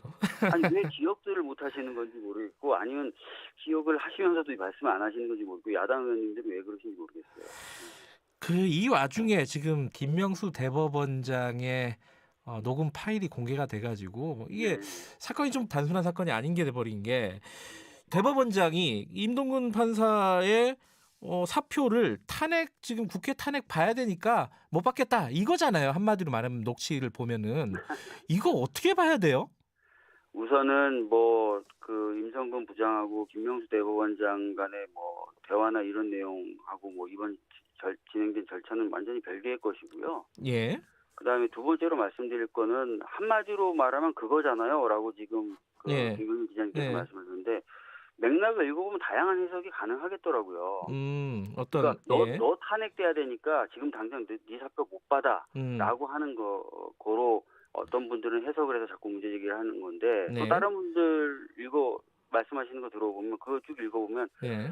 야 어차피 탄핵되거나 그럴 일도 없어. 그러니까 뭐 너무 걱정하지 마. 뭐 이러면서 그렇지만 지금 뭐 네 수표를 당장 바로 이렇게 수리해버리면 국회 쪽에서 공격이 들어오면 사법부가 정치 쟁점에 휘말리게 되잖아. 별 뭐 걱정할 것도 없는데 뭐 좀 기다려봐. 이렇게 그냥 얘기하는 거로도 읽히거든요. 그러니까 그 맥락이나 이것은 다양한 해석이 가능할 것 같아요. 근데 이게 해석이 가능하다 하더라도 네. 이 사법부의 수장이 입법부의 뭔가 눈치를 본 건 사실인 거잖아요. 이렇게 보든 저렇게 보든. 그러니까 탄핵이라는 헌법 절차가 국회에서 논의가 되고 있었던 상황이거든요. 예. 그럴 때 이제 예를 들어서 사표 수리를 바로 한다. 네. 그러면 사실상 이게 입법부를 무시한 사법부의 처신이 될 수도 있는 거죠. 가령 저희들이 그렇게 문제 제기하는 경우들이 있습니다. 예를 들어서 공무원들이나 네. 검찰이나 이런 경우 문제 제기가 예상이 돼요. 뭐 국정감사나 이렇게 시작되면. 네. 근데 그 사람들을 바로 그냥 사표 수리를 해가지고 떠나보낸단 말이에요. 네. 그럴 경우에 이제 저희들이 뭐라 그러죠. 아니 네. 분명히 우리가 문제 제기도 할 거고 여러 가지 뭐 할 건데 왜 이렇게 갑자기 이 사람들 신원을 정리해 주냐라고. 네. 그러니까 아마 그런 정치 쟁점에 휩싸이는 법원 전체가 휩싸이는 거에 대해서 뭐 대법원장 입장으로서는 조금 곤혹스러웠을 수도 있을 것 같아요. 그렇지만 네. 대화 자체를 읽어보시면 너 탄핵돼야 돼. 그러니까 나는 너의 탄핵을 위해서 사표 수리할 수 없어라고 얘기하는 건 아니거든요. 네. 그런데 또 한편으로 생각해 보면요. 네. 이 임성근 부장판사는 지금 재판받고 있는 사람이잖아요. 네네. 근데 사법부의 수장이 그런 사람들을 따로 사적으로 만나가지고 이런 얘기를 하는 게 적절한 것인가? 이런 의문도 들더라고요. 그러니까 뭐 참 복잡한 것 같아요. 어떻게 보면. 그러니까 방금 말씀하신 것처럼 따로 독대를 해서 2시간 가깝게인가요? 저도 기사 보니까 정확하지 않은데 꽤 긴 시간 동안 예. 독대를 했다는 것도 좀 이해가 안 되고 또 그걸 또 녹음한 것도 이상하고요. 뭐 본인은 그게 우연히 녹음됐다고 하는데 그걸 믿을 국민이 어디 있습니까? 그리고 예. 그리고 지금 보면 공개된 게 전체 대화가 아니라 제 기억에는 제 예. 기억이 부정확할 수도 있습니다. 예. 이제 보통 녹음하려고 마음 먹은 사람들은 일정 정도 대화나 어떤 이런 걸 유도하지 않습니까? 원하는 내용이 녹음돼. 뭐 그런 경우도 있죠. 그런 과정에서 녹음된 건 아닌가? 뭐 이런 느낌이 들고요. 그냥 뭐 어차피 제가 지금 뭐 여기 판단하는 건 아니지만. 예. 근데 이제 대법원장이 어쨌든 거짓말을 했단 말이에요. 결과적으로는 이 부분에 대해서는 어떤 책임을 져야 되는 거 아니냐. 뭐 법적인 책임은 아니더라도 그건 뭐 나중에 따져볼 일이더라도 어떤 정무적인 책임은 좀 져야 되는 거 아니냐. 이거 어떻게 보세요? 그러니까 그 부분은 제가 어제 다른 언론하고 인터뷰하면서 좀 얘기했는데요. 이게 이제 거짓말을 의도적으로 해서 사실을 덮은 건지 아니면 진짜 기억에 의존하다 보니까 기억을 못한 건지는 나중에 좀 밝혀질 필요는 있죠. 네. 알겠습니다. 지금 이제 어쨌든 재판관 판사에 대한 헌정사상 최초의 탄핵이 이루어졌고 앞으로 이제 사법 개혁이라든가 이런 쪽으로 계획하고 계신 게 있습니까? 사실 지금 이제 법원 조직법 개정안이 이미 발의돼서 법사위에 계류되어 있어요. 예. 이게 뭐냐면 법원 행정처가 갖고 있는 막강한 인사권이나 행정적 권한을 수평적 회의체 형태로 바꾸는 그리고 그 수평적 회의체에 법원 구성원이 아닌 외부 인사가 좀 참여하게 함으로써 상시적 감시 또 시민적 참여가 가능하도록 하는 법 개정안이거든요. 네. 그런 논의가 이제 조금 시작될 필요가 있죠. 법원도 원칙적으로는 동의하거든요. 그런 방향에 대해서는. 알겠습니다. 오늘 여기까지 듣죠. 고맙습니다. 네, 감사합니다. 더불어민주당 박주민 의원이었습니다. 공정하고 깊이 있게 오늘 하루 이슈의 중심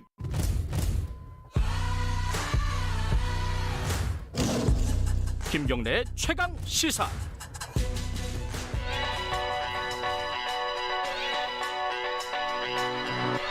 최강 시사 위근호의 눈.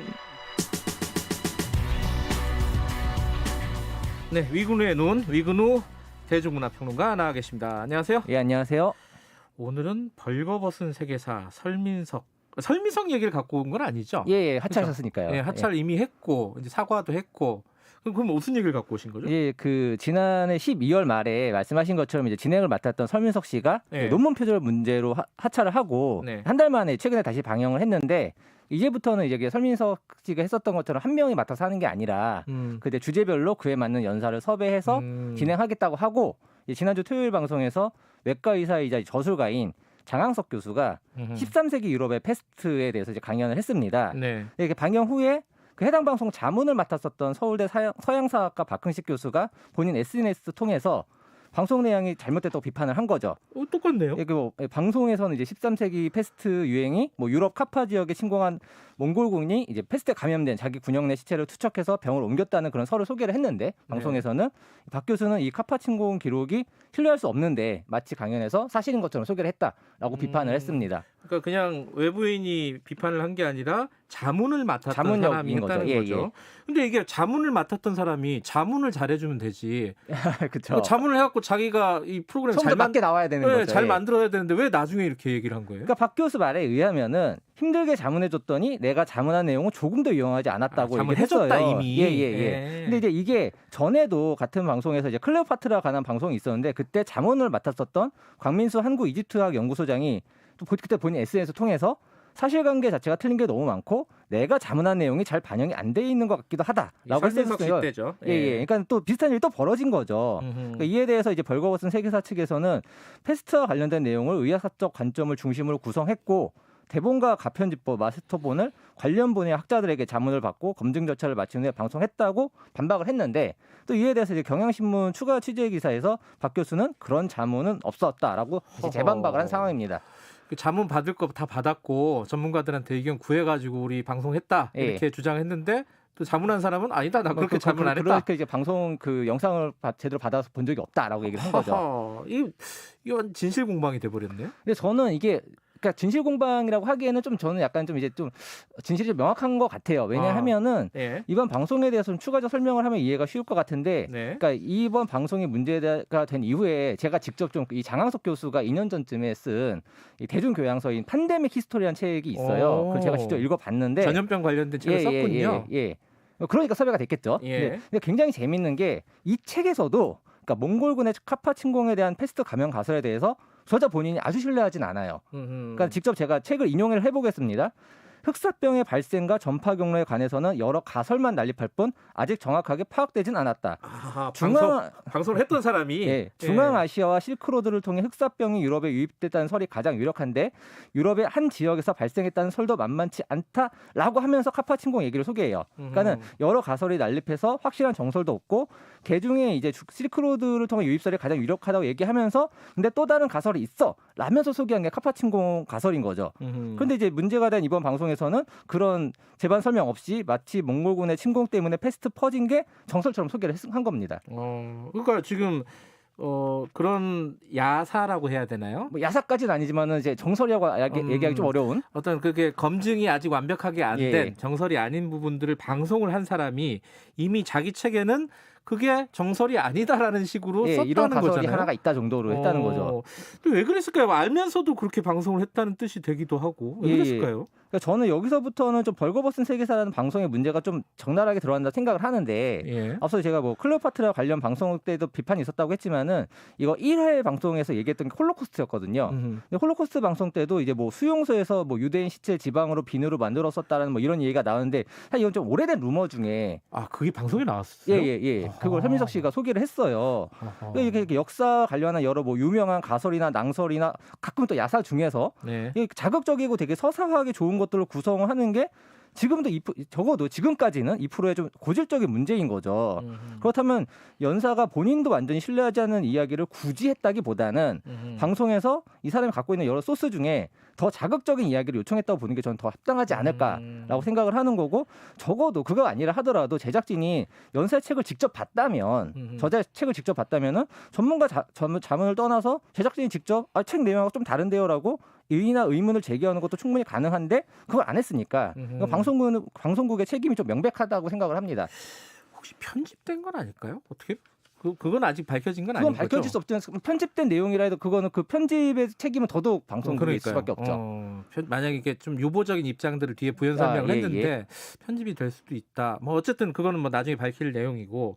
근데 어쨌든 이게 반복됐다는 게 문제인 거고. 그럼 왜 방송국에서 이런 일들이 자주 벌어지느냐? 이게 이제 핵심인 거 아니겠습니까? 그러니까 저는 좀 간단히 설명하면 이거는 교양과 지식의 외주화라고 설명을 하고 싶어요. 그러니까 사실 이제 이번 방송에서 장학숙 교수가 패스트 관련 강연을 한다고 할 때부터 전 좀 의아했던 게, 그러니까 이분이 갑상선암 분야의 명의고, 또 그래요?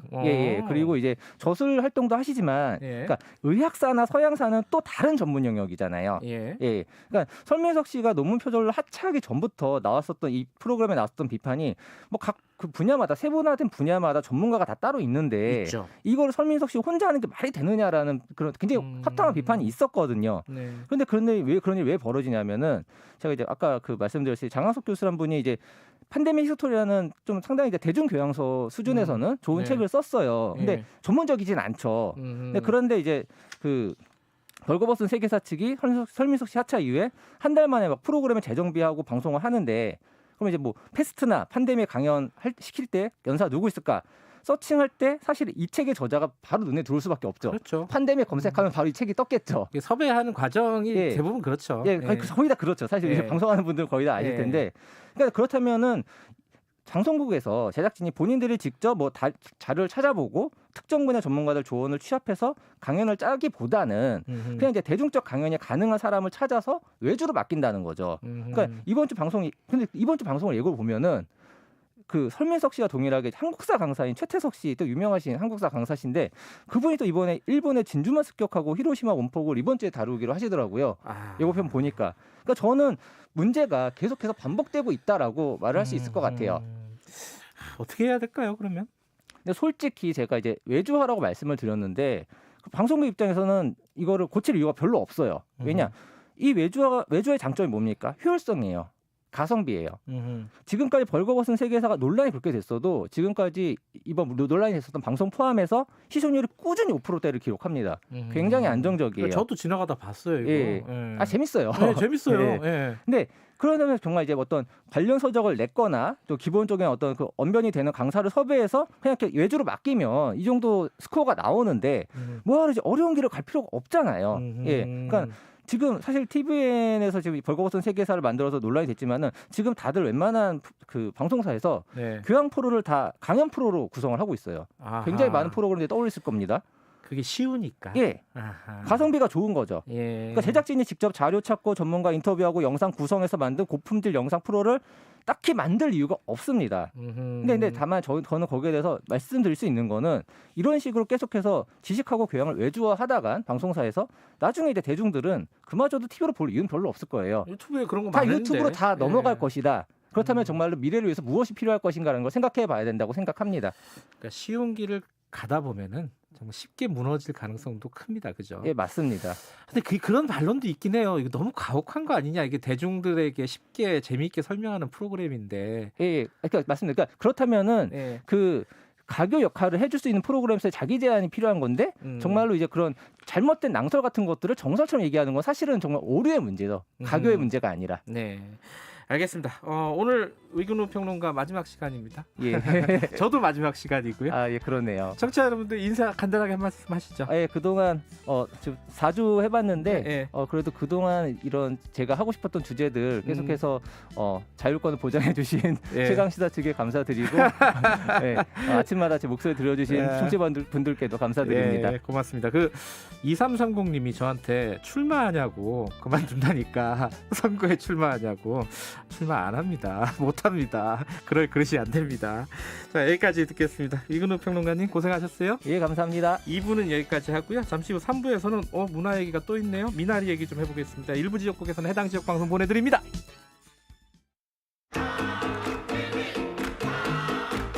요즘 속 터지고 그렇습니다. 답답한 뉴스만 머리가 아프다. 아이고 지끈지끈해 그런 사람들 있지 않습니까? 그러면은 주진우 라이브 들으시면 저희가 정리 잘 해드릴 테니까 걱정 마시고요.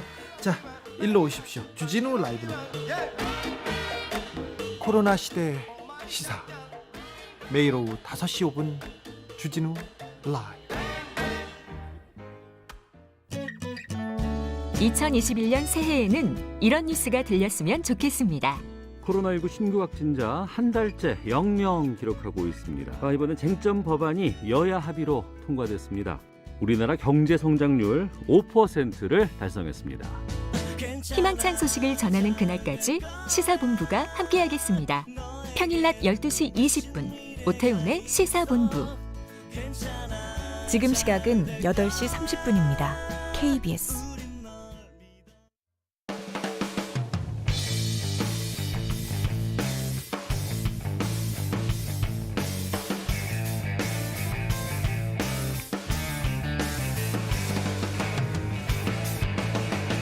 김경래의 최강 시사.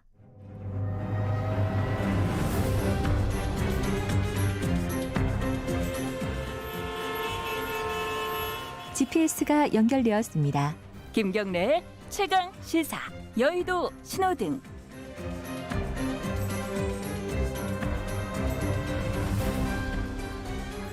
네, 주간 인물 토크쇼 여의도 신호등 오늘도 두 분 모셨습니다. 현근택 변호사님 안녕하세요. 네, 안녕하세요. 금요일을 부르는 남자, 주말을 부르는 남자 현근택입니다. 갑자기 그런 말씀하세요. 안 하던 걸 하시네. 어쨌든 주말이잖아요. 예. 네. 그리고 김태현 변호사님은 안녕하세요. 전화로 연결할 줄 알았는데 오늘 뛰어오셨네요. 저 뛰었어요? 네. 무슨 말씀이에요? 아까부터 하시는. 두 분 다 오늘 제 말씀을 잘 안 듣는 분위기고 마지막이라고 많이 빠졌어요, 두 분 다. 자, 오늘 어떤 분들을 골라오셨는지 대략 짐작이 되는데 짐작대로 불러오신 것 같아요. 자, 김태현 변호사님은 누굽니까? 원장님. 원장님이요? 네. 누구죠? 저기 저 김원장 기자요? 네, 아니요, 저 서초동에 계시는 원장. 농담을 마지막. 김명수 대법원장. 대법원장. 원장님 그러니까 좀 특이하네요. 제가 하다 대법원장 여의도 신호등 가져올 일이 생길 거라고 생각도 못했어요. 그러니까 이게 여의도 신호등이라는 게 이제 정치권 얘기잖아요. 근데 대법원장은 웬만하면 이쪽으로 잘 안 엮이잖아요, 사실은. 검찰총장도 아니고 사실. 근데 뭐 이게 바람직한 현상은 아닌데 정치의 사법화와 사법의 정치화가 사실은 안 되는 거거든요. 네. 근데 현실이 그렇게 돼가요, 자꾸. 여의도와 서초동을 그냥 직통으로 연결하는 통로들이 자꾸 생겨가지고 거리가 가까워요. 한 20분 가깝긴 하죠. 이상한 농담을 자꾸 하시네 오늘. 마지막이니까 마음대로 하세요. 빨간불이죠 그러면은 당연히. 빨갛다 못해 그냥 시뻘겋죠. 뭐 더 이상 빨간 거 칠할 게 없어요. 근데 자 그러면은 이게 얘기를 그 판사 탄핵까지 이제 가면은 이게 엄청 길어집니다 얘기가. 근데 뭐 물론 그게 안 들어갈 수는 없겠지만은 일단은 요 대법원장에 좀 집중해서 얘기를 한번 해보죠. 대법원장이 그러니까 대법원장이 공개한 건 아니고 공개된 그 파일에 보면은 탄핵 때문에 뭐 사표 못 받겠다, 탄핵을 해야 되니까 사표 못 받겠다 이럴 수도 있고 좀 어쨌든 그 말 자체가 해석이 좀 어렵더라고요. 어떻게 보셨어요? 그러니까 거짓말 논란 말고 말 자체만. 네, 말 자체가. 말 자체만 보면 이게 결론과 논거가 맞아야 되거든요. 네. 그러니까 평생 이제 재판만 해왔던 사람의 내공을 보여주겠다. 이게 처음에 지명됐을 때 얘기였잖아요. 네? 평생 재판만 한 사람의 내공. 근데 평생 재판만 한 사람의 내공이라면 논거와 결론이 맞아야 되는데 그 말 자체가 보면 그게 안 맞아. 그래서 아마 김경래 기자도 이게 무슨 말이지 그러셨을 거예요. 예를 들어서 임성구 부장 앞에 있는데 당신 말이야 잘못한 거잖아. 1심 무죄 받았어도 위헌적 행위로 판결 나오대. 이런 거 하면 안 되는 거잖아. 그럼 당신 벌 받아야지. 그럼 탄핵되는 게 나는 맞다고 생각해. 탄핵 안 되면 나는 징계위원회들 열어서 다시 당신 이걸로 다시 징계할 거야. 그러니까 나 사직서 수리 못 하겠어. 이러면 논거와 결론이 맞죠. 그죠? 근데 저 원장의 얘기는 당신은 임기도 얼마 안 남았고 1심도 무죄 받았고 그다음에 또 뭐 있었지? 탄핵 나는 현실성도 없고 필요도 없다고 생각해. 그럼 결론이 그러니까 사표 내가 받아줄게 이거여야 되는데 그런데 정치적 상황을 고려하면 말이지 국회에서 뭐라 그럴 것 같은데 그러니까 안 받겠어. 이거는 논거와 결론이 안 맞아요. 거기서 좀 꼬였네요. 논거와 결론이 안 맞는 거지. 그럼 뭐야? 자기 말 맞다나 당신은 내가 사표 받아주는 게 맞는데 몸도 안 좋으니까 탄핵도 필요 없고 탄핵도 안 될 거고 1심도 무죄 받았고 임기도 얼마 남았고 억울하잖아. 하지만 정치적 상황 고려. 이건 뭐죠? 그러니까 원장이 왜 정치적 상황 왜 고려하는 거예요, 내 얘기는? 그러면은 얘기가 끝났어요? 그러면은 아직 안 끝났네요, 보니까. 어떤 문제에 오해가 생기냐? 그럼 이 사람 판결할 때도 정치적 상황 고려한다는 얘기죠. 거의 너무 많이 나간 거 아니에요? 그러니까 왜 고려하는 거지? 대법원장이 정치적 상황을. 알겠습니다. 자, 지금 현근택 변호사님이 표정이 안 좋아요. 네, 지금. 김태현 변호사도 뭐 변호사 많이 해보겠지만요. 변호사 많이 해보는 게 아니라 변호사예요. 이 녹취록이 많이 등장해요. 재판하거나 뭐 할 때마다. 녹취록 얘기는 쟁점이 아니니까. 아니 중요하죠. 왜냐하면 끝까지 들어봐요. 사실은 공개한 거는 아주 일부분이에요. 예. 일부분이고 1분 조금 넘죠. 그렇죠. 예. 근데 아마 대화는 제가 보기에 몇십 분 했을 겁니다. 한 40분짜리. 그렇죠. 큰 틀에서 보냐면 뭐냐면 나는 사표를 내고 싶다. 대법원장은 안 받고 싶다 이게요. 네. 왜냐하면 사실은 형사 재판 중이었어요. 징계도 있었고 탄핵 얘기도 나오고 있었죠. 근데 이런 상황에서 사표를 수리해버리면 도망가는 거거든요. 내부 징계도 피해버리고 재판에서도 뭐 사표 냈으니까 뭐 이제 관계 없다고. 사실은 다 기억하시겠지만 직권남용 무죄가 말이 안 되는 판결이에요. 왜냐하면 권한이 없다는 거거든요. 형사 수석부장은 밑에 재판 판사한테 그 관여할 권한이 없다는 건데 형식적으로 실제로 관여했잖아요. 그래서 이제 탄핵이 나온 건데 사실은 저도 이 녹취록을 전부는 뭐 안 들었겠지만 제가 뭐 몰래 녹음한 걸 얘기하는 게 아니에요. 대화의 맥락 핵심적인 거는 형사 재판 중이고 징계도 절차 중이고 탄핵 얘기도 나온 사람을 사표를 수리해 줘야 되느냐 말아야 되느냐 그거예요. 그러니까 임성근 부장은 난 사표 나겠다는 거고 대법원장은 어쨌든 안 된다는 것이고 저는 사표를 수리 안 하는 게 맞았다고 봐요. 근데 거기에 나온 일부 표현만 가지고 정치적인 고려를 해서 사표를 안 받았다 이렇게 가는 거는 극히 저는 임성근 부장의 어떤 프레임 의도에 말리는 거다. 근데 우리 재판할 때도 사실은 녹취록을요 전부 공개하라 그래고 1분만 따가지고 딱 얘기해버리면 굉장히 오해가 생길 수 있어요. 이상하네. 두 분이 먼저 논리가 뭐냐면 다 추정인 거야. 전체 40분을 들어보면 그러지 않을 것이다. 물론 40분 얘기를 다 들으면 제 얘기가 틀렸어요. 사표 수리가 핵심이라는 거예요. 40분 얘기 다 들으면 왜 이래? 형근택 얘기 맞을 수도 있어요. 하지만 우리가 지금 가지고 있는 건 그 일분이거든요. 그걸 가지고 현재로선 판단할 수밖에 없다. 40분도 없으니까. 그런데 그럼 김명수 대법원장이 딴 얘기 하든지 모른다면서요. 기억 안 난다면서요. 그저께는 거짓말하고 어저께는 기억 안 난다면서요.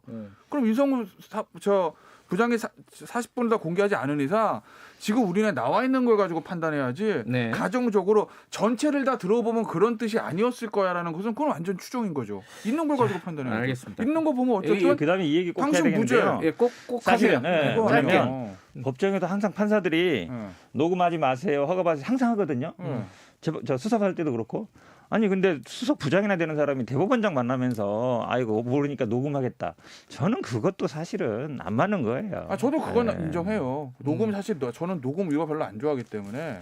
그래요? 그럼요. 그 좋아하는 사람 어딨어요? 저도 이제 녹화를 좋아하시죠. 의뢰인 생방을 좋아하죠 저는. 생방. 저도 이제 의뢰인 상담할 때 뭐 이제 녹음해야 될 일이 생기잖아요. 그럼 이제 녹음하겠습니다라는 이제 얘기를 하고 꺼내놓고 하는데 어쨌든 대법원장하고 차관급이 고등 부장이 얘기하는데 몰래 녹음한다는 거 부적절한데 그건 별개의 거고. 두 분 얘기는 이제 알겠고요. 두 분 얘기가 완전히 다르네요. 평소에는 좀 합의가 보통 되는데 이거는 더 이상 얘기해봤자 합의가 안 될 것 같은데. 더 재밌는데 계속하지. 이런 게 힘들어요 저. 듣는 사람이 힘들어요. 자 근데 이 지금 일단 거짓말한 건 사실이잖아요. 근데 결과적으로라도 어쨌든 거짓말한 건 사실인데 이걸 가지고 또 탄핵 얘기하는 건 좀 과한 거 아니에요? 어떻게 보세요, 김태현 변호사님? 그건 탄핵 사유는 아니죠. 그렇죠. 거짓말한 게 죄는 법적 죄는 아니니까. 이게 뭐 헌법 탄핵하려면 원장 탄핵하려면 헌법 위반, 임성근 부장도 마찬가지지만 헌법 위반 법률 위반이 돼야 되는데. 근데 일단 딱히 그 잡힌 건 없거든요. 근데 탄핵 사안 아니더라도 내부적으로는 정족수가 안 되잖아요. 내부적으로 그러니까 사법부, 그러니까 법원 내부에서는 야 이거 대법원장이 이런 얘기까지 했어 이런 분위기가 좀 있는 것 같아요. 어떻게 보세요? 그런 분위기 있는 것 같은데요. 아까 말씀드린 것처럼 사실은 이제 녹음이 적절했냐는 얘기도 있고 사실 이런 상황에서 재판 중인 상황에서 사표를 받아주면 안 된다. 이런 얘기는 뭐 옛날부터 항상 있는 거예요. 공무원들이 있는 거라서 제가 보기에 뭐 당연히 이게 헌법이나 법률 위반 문제 되는 건 아니고요. 근데 제가 보기에 아마 이 김명수 대법원장한테 어떤 책임이 돌아가거나 그럴 것 같지는 않아요. 근데 법원 내부에서는요. 원장에 대한 신망은 엄청 떨어졌을 거예요. 기본적으로 원장이 거짓말하다 하루 만에 들켰는데 그렇지 않습니까? 아니 판사란 직업이 원래 거짓말 작업하면 심플하게 얘기하면 재판이란 게 거짓말 가려내는 거잖아요. 아주 단순하게 얘기하면. 원장이 거짓말을 했어. 근데 어제 얘기는 뭐 9개월 전이 일이라서 뭐 기억에 잘 가물가물했다라는데 글쎄 이게 9개월 전의 일이라고 기억이 안 날 만한 원래 일인가요? 사람은 기억하고 싶은 건 잘 기억. 아니 임성근 부장이요 제대로 하려면 이걸 다 공개해야 돼요. 전후 맥락 알래요. 다 공개하라. 그렇죠. 왜냐하면 강하게 항상 문제가 나오시네요, 돼요. 오늘. 재판할 때마다도 그런데 항상 일부만 공개했을 때 문제가 돼요. 다 공개하는 게 차라리 제가 보기에 정정당당한 태도예요. 요거 이제 다 공개해도 저도 상관없는데 다 공개하면 김명수 기자 더 곤란해질 것 같은 느낌이 드는 거 왜일까요? 뭐라도 공개하면은 뭐 다른 얘기가 나올 수도 있고 한번 보죠. 근데 이게 이제 아까 제가 처음에 말씀드렸듯이 이번 사태의 근본적인 배경은 탄핵이잖아요. 네. 탄핵인데 이 김태현 변호사가 우리 PD랑 통화를 하면서 이런 얘기를 하셨대요. 뭐요? 하도 얘기를 많이 해가지고 무슨 얘기를 하고도 하는지 모르겠네. 예. 녹음을 해야 돼 이러고. 이거요? 임성근 판사 탄핵안이 가결이 됐잖아요. 그죠? 가결이 됐는데 이게 장기적으로는 민주당의 악재다. 이건 논리가 어떻게 되는 거예요? 저는 사실 민주당에서 탄핵한다고 그랬을 때 속으로 마음대로 하세요. 180개나 가져가셨는데 하고 싶은 거 다 해보셔야죠. 뒷감당 자신 있으시면 이거거든요. 지지층은 열광할 거예요. 네. 근데 이제 지금 남아있는 게 서울시장, 부산시장, 재보선거 대선이에요. 예. 근데 이제 이건 뭐 여야 모두 해당되는 건데 선거를 앞두고 지지층의 결집이라는 에 대한 착시 효과들이 있잖아요. 네. 근데 어떻게 보면은 승패를 가르는 거는 지지층의 결집도가 아니라 중도층, 조용히 있는 다수의 힘이 중요한 거란 말이죠. 네.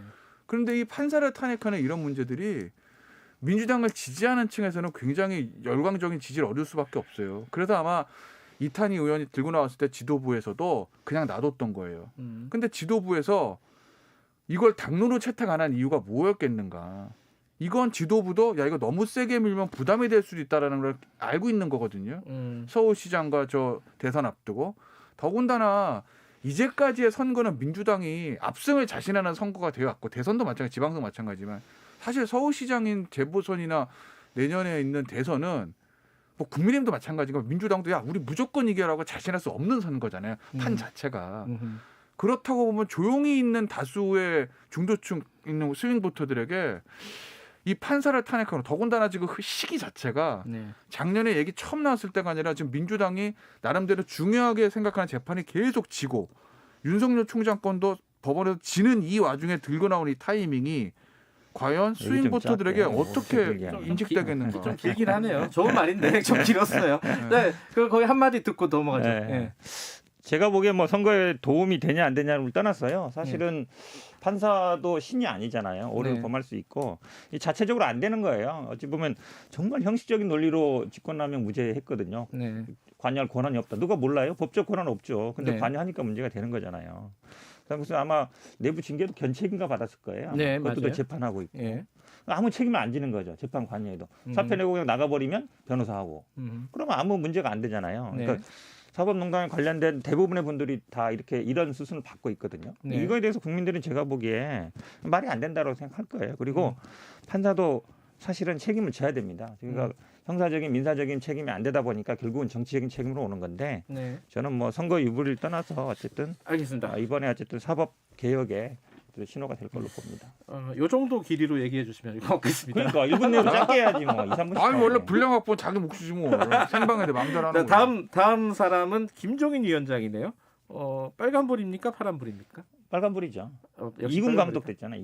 이군 감독. 그 얘기 안철수 대표가 우리가 1군이고 국민의힘이 2군이. A조 B조 됐다. 모든 언론에서 A조 B조로 쓰더라고요. 갑자기 이분이 어찌 보면 제1야당 대표니까 뭐 굉장히 1군이 아니라 코리안 시리즈 감독 정도인데 그잖아요. 코리안 시리즈에 이제 2위 팀 정도 되는 건데 갑자기 2군 감독 돼버려 가지고 사실은 안철수 대표가 거의 유리한 구도로 흘러가고 있거든요. 왜냐하면 김종인 비대위원장은 아마 안철수, 금태섭 뭐 그다음에 여기 국민의힘 후보 이렇게 3자 대결 꿈꿔 왔는데 갑자기 둘이 합쳐버리고 여기에 일부리가 돼버렸어요. 모든 언론도 안철수, 금태섭 단일화 어떻게 하냐 여기로 시선이 갔거든요. 근데 여기에서 정해진 룰이나 방식이 A팀, B팀 붙을 때도 적용될 가능성이 많아요. 그러면 어쨌든 주도권을 안철수가 가져간 셈이 되는 거죠. 동의하세요? 김종인 비대위원장이요? 김종인 비대위원장은 빨간불일 수 있겠으나 국민의힘은 빨간불이 아닐 거기 때문에 별 상관은 없다. 왜 빨간불이 아니야? 김종인 비대위원장은 서울시장 재보선 끝나면 나갈 건데 뭐. 왜냐면 서울시장 재보선 선거 지면 책임지고 나가야 되는 거고 이겼다. 분위기 좋다. 그러면 이제 어쨌든 임기가 끝난다. 나 더 할게라는 명분이 없거든. 사실은 이제 전당대도 하고 해야 되니까 다른 네. 중진인들 그냥 있겠냐고요. 그렇기 때문에 어차피 지금 임기가 한 2달밖에 안 남으셨기 때문에. 근데 형우택 변호사께서 네. 얘기한 거는 또 이게 국민의힘의 시선이 다 이제 안철수 쪽으로 몰아가서 이제 안철수 대표가 상당히 지금 가능성이 높다. 그러니까 국민의힘은 상대적으로 빨간불이 되는 거잖아요. 근데 어떻게 보세요? 뭐 이런 거죠. 그러니까 결국에는 이 선거 서울시장 재보선이라는 게 안철수 개인의 선거, 국민의 당의 선거가 아니라 야권이 다 같이 하는 선거, 함께하는 선거가 될 수밖에 없다. 네. 그래야 선거의 승리 가능성이 있는 거지. 안철수를 개인은 안철수 개인대로 뛰고 국민의힘은 국민의힘 당대로 뛰고 이러면 그냥 공도멸망이거든요. 그렇기 때문에 제가 만약에 국민의힘의 최상위층 지도부다. 베스트는 당연히 국민의힘 후보가 나와서 당선되는 게 베스트죠. 당연하겠지. 근데 그게 안 되면 뭐 안철수 후보든 금태섭 후보든 야권이 함께해서 승리를 가져오는 거 그걸 차선책으로 선택할 수밖에 없고 그렇게 해서 승리를 하게 되면 어찌됐든 간에 서울시장 재보선 이후에 정계 개편 야권이 있을 수밖에 없거든요. 네. 그 정계 개편을 통해서 내년 대선에서 정권에 찾아올 수 있는 동력을 찾을 수 있다. 표를 크게 봐야죠 뭐. 캠프에 계신 분 같아.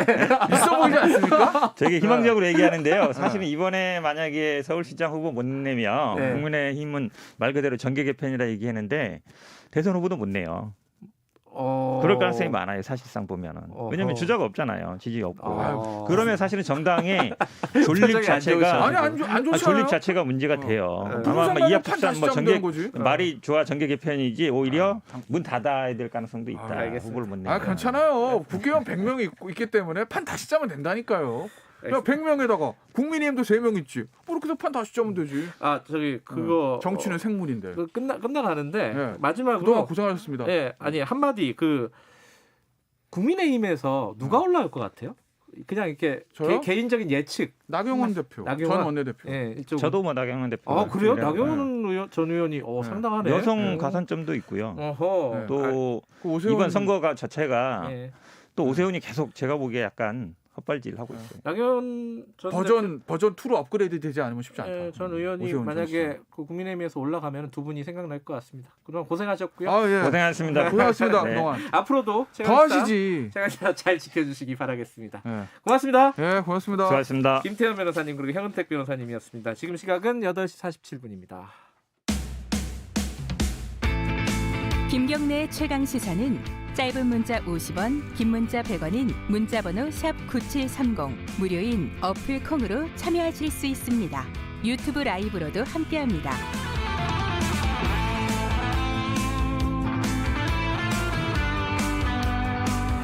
아카데미 수상을 가늠하는 전초전이라고 많이 하고 이제 우리나라 사람들 많이 알아요. 왜냐하면 이게 기생충이 또 상을 받은 적이 있어서 골든글로브에 영화 미나리가 외국어 영화상 후보에 올랐습니다. 이게 뭐 좋은 일이긴 한데 이 한국인 이민자를 다룬 영화잖아요. 뭐 미국 사회에서 이런 문제들이 대중적으로 관심을 갖는 건 좋은 일이긴 한데 뭐 인종차별 얘기도 나오고 있고 뭐 이런 여러 가지 또 논란들이 일고 있습니다. 신의21 장영엽 편집장님 만나보겠습니다. 편집장님 안녕하세요. 안녕하세요. 보셨어요? 이 미나리? 봤습니다. 저는 어디서? 부산에서. 부산에서요? 네. 국제영화제? 네, 지난해에 한 번 상영한 적이 있었어요. 부산국제영화제에서. 그래서 저는 그때 내려가서 봤습니다. 부럽네요. 이 어깨에 힘 좀 들어가시겠는데요, 요새? 그러게 요즘에 아직까지는 좀 본 사람이 많이 없어가지고 그런데 이제 3월 3일에 개봉하니까 많이 이제 보실 수 있을 거예요. 어떻습니까, 영화가? 뭐 이민자들, 재미교포들을 다룬 영화라는 얘기는 들었는데 보시기에 뭐 재밌었어요, 일단은? 네네, 재밌었고요. 굉장히 이제 좀 보편적이면서도 따뜻한 가족 영화입니다. 이게 이제 그 재미교포 2세인데요. 정미삭 감독이 이 감독의 그 자전적 경험을 바탕으로 하고 있고요.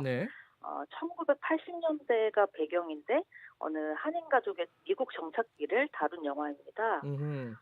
그래서 아메리칸 드림을 품고 이제 한국에서 미국으로 온 부부가 있고요. 그들의 아들, 딸이 있고 그리고 이제 지금 최근에 그 굉장히 화제가 되고 있는 윤여정 쌤이 연기하는 그 한국에 살다가 나중에 합류하는 외할머니가 있어요. 이 가족들이 이제 미국에서 밭을 일궈서 한국 작물을 키우고 그 밭에서 난 농산품을 이제 재미교포 커뮤니티에 팔겠다는 그런 꿈을 가지고 있는데, 근데 이제 정말 또 생각처럼 그렇게 잘 되진 않는 거죠. 그래서 이렇게 좀 미국 땅에서 서로에게 의지도 하고 또 뭐 상처를 받기도 하면서 네. 살아가는 그런 이민자 가정의 희노애락을 그리고 있는 영화입니다. 근데 이게 지금 유현정 씨 지금 말씀하셨는데 미국의 여러 가지 그 비평가 협회 상을 다 많이 받았잖아요. 네. 근데 이 골든글로브는 외국인 영화상에 올라갔어요. 이게 네. 미국 영화 아니에요? 미국 회사가 돈 대고 미국에 사는 사람이 감독하고 미국 현지의 얘기를 했는데 왜 이게 외국어 영화상이 되는 거예요? 네. 그게 되게 웃기는 그 법인데요. 네. 골든글로브를 후보를 결정하는 데가 할리우드 외신기자협회라는 곳인데요. 네. 이 협회 규정 때문이에요. 이 협회 규정에 따르면 영화에서 나누는 대화 중에 네. 절반 이상이 영어 이외의 언어일 때는 골든글로브 최우수 작품상 후보에 오를 수가 없는 거죠. 그래서 미나리가 명백하게 미국 영화임에도 불구하고 뭐 단지 영어가 아닌 언어를 이제 영어도 쓰는데 한국말도 많이 써요. 이제 한국인 이민자 가정을 그 중심에 놓고 있기 때문에 네. 그래서 이 영어가 아닌 언어를 썼던 이유만으로 이 외국어 영어로 분류된다는 것 자체가 코미디 아니냐, 시대착오적이다. 이거는 지금 뭐 국내에서뿐만이 아니고 지금 이 할리우드에서 그리고 미국 매체들에서 비판이 계속되고 있어요. 근데 그 보수적이라고 하는 아카데미도 기생충에게 작품상을 줬잖아요. 네. 골든글로브는 아카데미보다 더 보수적인가 봐요. 네, 그래서 LA 타임즈가 이렇게 얘기를 했습니다. 미나리는 시대에 뒤떨어진 이 골든글로브 규칙보다는 더 나은 대우를 받을 자격이 있다. 그리고 뉴욕 타임즈는 더 세게 얘기했어요. 네. 골든글로브를 주관하는 할리우드 외신기자협회가 바보같이 보이게 됐다. 이게. 네, 근데 왜냐면 이게 지금 미나리뿐만이 아니고 네. 페어웰이라는 영화도 그랬고요. 아하. 또 기생충도 그랬단 말이죠. 아하. 이게 해마다 비슷한 일들이 반복되고 있기 때문에 예. 지금 사실 이제 할리우드의 최근 몇 년간 지속되어 온 이 경향이 다양성에 대한 가치를 중시하는 거거든요. 그렇죠. 예. 그리고 또 이제 미국에서 인구조사를 했어요. 예. 그런데 미국 인구조사에 따르면 이 미국 사회에서 벌써 21.6%가 이미 영어가 아닌 다른 언어를 집에서 쓰고 있는데 이게 지금 이 외국어 영화상을 그러니까 미국 영화인데도 미국 영어를 안 썼다는 이유로 미국 최우수 작품상 후보에 못 오르는 게 이게 말이 되냐. 지금 이제 그런 논란이 일고 있는 거죠. 기생충도 골든글로브에서는 이게 외국어 영화상만 받은 거죠? 네네, 그렇습니다. 그러니까 그 규정이 미나리에도 그대로 적용이 됐다 이렇게 보면 되는 거네요, 그죠? 네네. 자, 어쨌든 이건 미국 사회의 약간 편협한 모습을 보여주는 어떤 단면인 것 같은데 지금 미나리가 그럼 외국어 영화상은 받을 것 같습니까? 어떻습니까? 전문가가 보시기에는? 네, 저는 외국어 영화상 정도는 정말 가볍게 받을 거라고 생각을 합니다. 아, 그래요? 예, 왜냐하면 뭐 일단 다른 나라에서 올해 이제 출품된 후보작들이 좀 약하고요. 네. 그리고 또 이제 미나리 같은 경우에는 골든글로브 규정만 아니었으면 최우수 작품상에 굉장히 유력한 후보로 예측될 정도로 네. 최근에 북미 시상식에서 뜨거운 반응을 얻고 있었던 영화이기 때문에 네. 저는 외국어 영화상은 좀 수월하게 받을 수 있지 않을까 그렇게 생각합니다. 예전에 기생충이 작품상 받을 거를 편집장님께서 예상을 하신 적이 있었습니까? 그때 이제 작품상까지는 정말 네. 힘들었었죠. 네. 그럼 그때는 뭐라고 예상하셨었죠? 그때는 이제 감독상이랑 네, 감독상이랑 그때도 외국어 영화상 정도 예상을 했었던 것 같아요. 자, 이번에 아카데미에도 이게 갈 수 있을까요? 어떻게 보세요? 네, 저는 올해 일단 아카데미 시상식에서 가장 좀 후보군에 오를 가능성이 높고 수상도 유력한 후보군은 여우조연상이라고 생각을 합니다. 아, 여우조연상? 예, 윤여정 선생님이 아마 오르지 않을까 그 생각이 들고요. 예, 연기가 그렇게 인상적이었어요? 네, 인상적이었죠. 근데 사실 이제 한국 관객들에게는 네. 좀 익숙한 모습일 수도 있어요. 네, 그런데 이제 이 외국 관객들에게는 윤여정 배우의 그 매력이 굉장히 좀 새롭게 다가왔을 수도 있을 것 같아요. 왜냐하면 이제 미나리에서 이 연기하는 이 순자라는 캐릭터가 굉장히 좀 그러니까 우리가 그 생각하는 그 할머니의 모습과는 좀 다른 캐릭터거든요. 네. 미국에서 보면은 굉장히 좀 독특한 어떤 연기로 보일 수도 있다. 원래도 예. 연기를 잘하시는 분이긴 하지만은 알겠습니다. 이 뭐 우리 3월에 개봉되니까 저도 직접 가서 한번 보고 싶네요. 그죠? 꼭 보라고 네. 강추하시는 거죠? 책임지시는 거죠? 아, 그럼요. 네. 알겠습니다. 오늘 말씀 감사합니다. 네, 수고하셨습니다. 네, 시내 21의 장영엽 편집장이었습니다. 이 지금 코로나19 때문에 우리 영화계가 뭐 전 세계가 마찬가지겠지만 우리 영화계도 좀 침체기잖아요. 뭐 어떤 좀 활력이 되는 어떤 계기가 됐으면 좋겠네요. 자, 오늘 마지막 방송인데 문자 많이들 보내주시고 계십니다. 감사드립니다. 내일도 많이 내일이란다. 월요일도 많이 보내주세요. 3050님이 최 기자님 멀리 가지 마세요. 그리울 거예요. 늘 듣고 있었는데. 저는 김 기자입니다. 최 기자는 다음 주 월요일에 옵니다. 새로 진행하시는 분이 최경영 기자입니다. 최경영의 뉴스쇼 지금 오후에 진행하는 분이 그 뉴스쇼는 다른 분에게 넘기고 이 프로를 진행하게 됩니다. 많이들 사랑해 주시면 최경영의 경제쇼입니다. 죄송합니다. 최 기자는 그때 좀 사랑해 주시고요. 저는 김 기자입니다. 4529님이 담배 안 폈으면 좋겠네요. 저한테 그렇게 말씀해 주셨습니다. 저도 늘 그렇게 생각하고 있습니다. 걱정해 주셔서 감사합니다. 7573님이 뉴스타파 기자다운 결정 그 용기에 박수를 보냅니다. 뭐 용기까지는 아니고요. 지금 너무 취재를 손을 놓고 있어가지고 제가 걱정이 됐어요. 앞으로 뭐 먹고 사나. 좋은 보도를 해서 여러분들에게 또 뵐 수 있는 날이 곧 올 거라고 저는 생각을 합니다. 그렇게 됐으면 좋겠습니다, 진짜. 그리고 강경래 님이 저랑 이름이 똑같네요. 뉴스타파에서 원하는 취재 부탁드립니다. 예, 취재해서 여기 최강 시사로 들고 와서 말씀을 드리도록 하겠습니다. 그동안 부족한 진행 들어주셔서 감사드리고요. 비판을 아껴주시지 않으신 분들에게도 고마움을 전하겠습니다. 너무 비판하신 분도 있는데 그분에게는 너무 고맙다는 말씀 전해드립니다. 다 애정이라고 생각합니다. 앞으로 최강 시사 더 사랑해 주시고요. 저도 행복했고요. 앞으로 여러분들도 행복하시기 바라겠습니다. 또 뵐 날이 있겠습니다. 감사합니다. 건강하세요.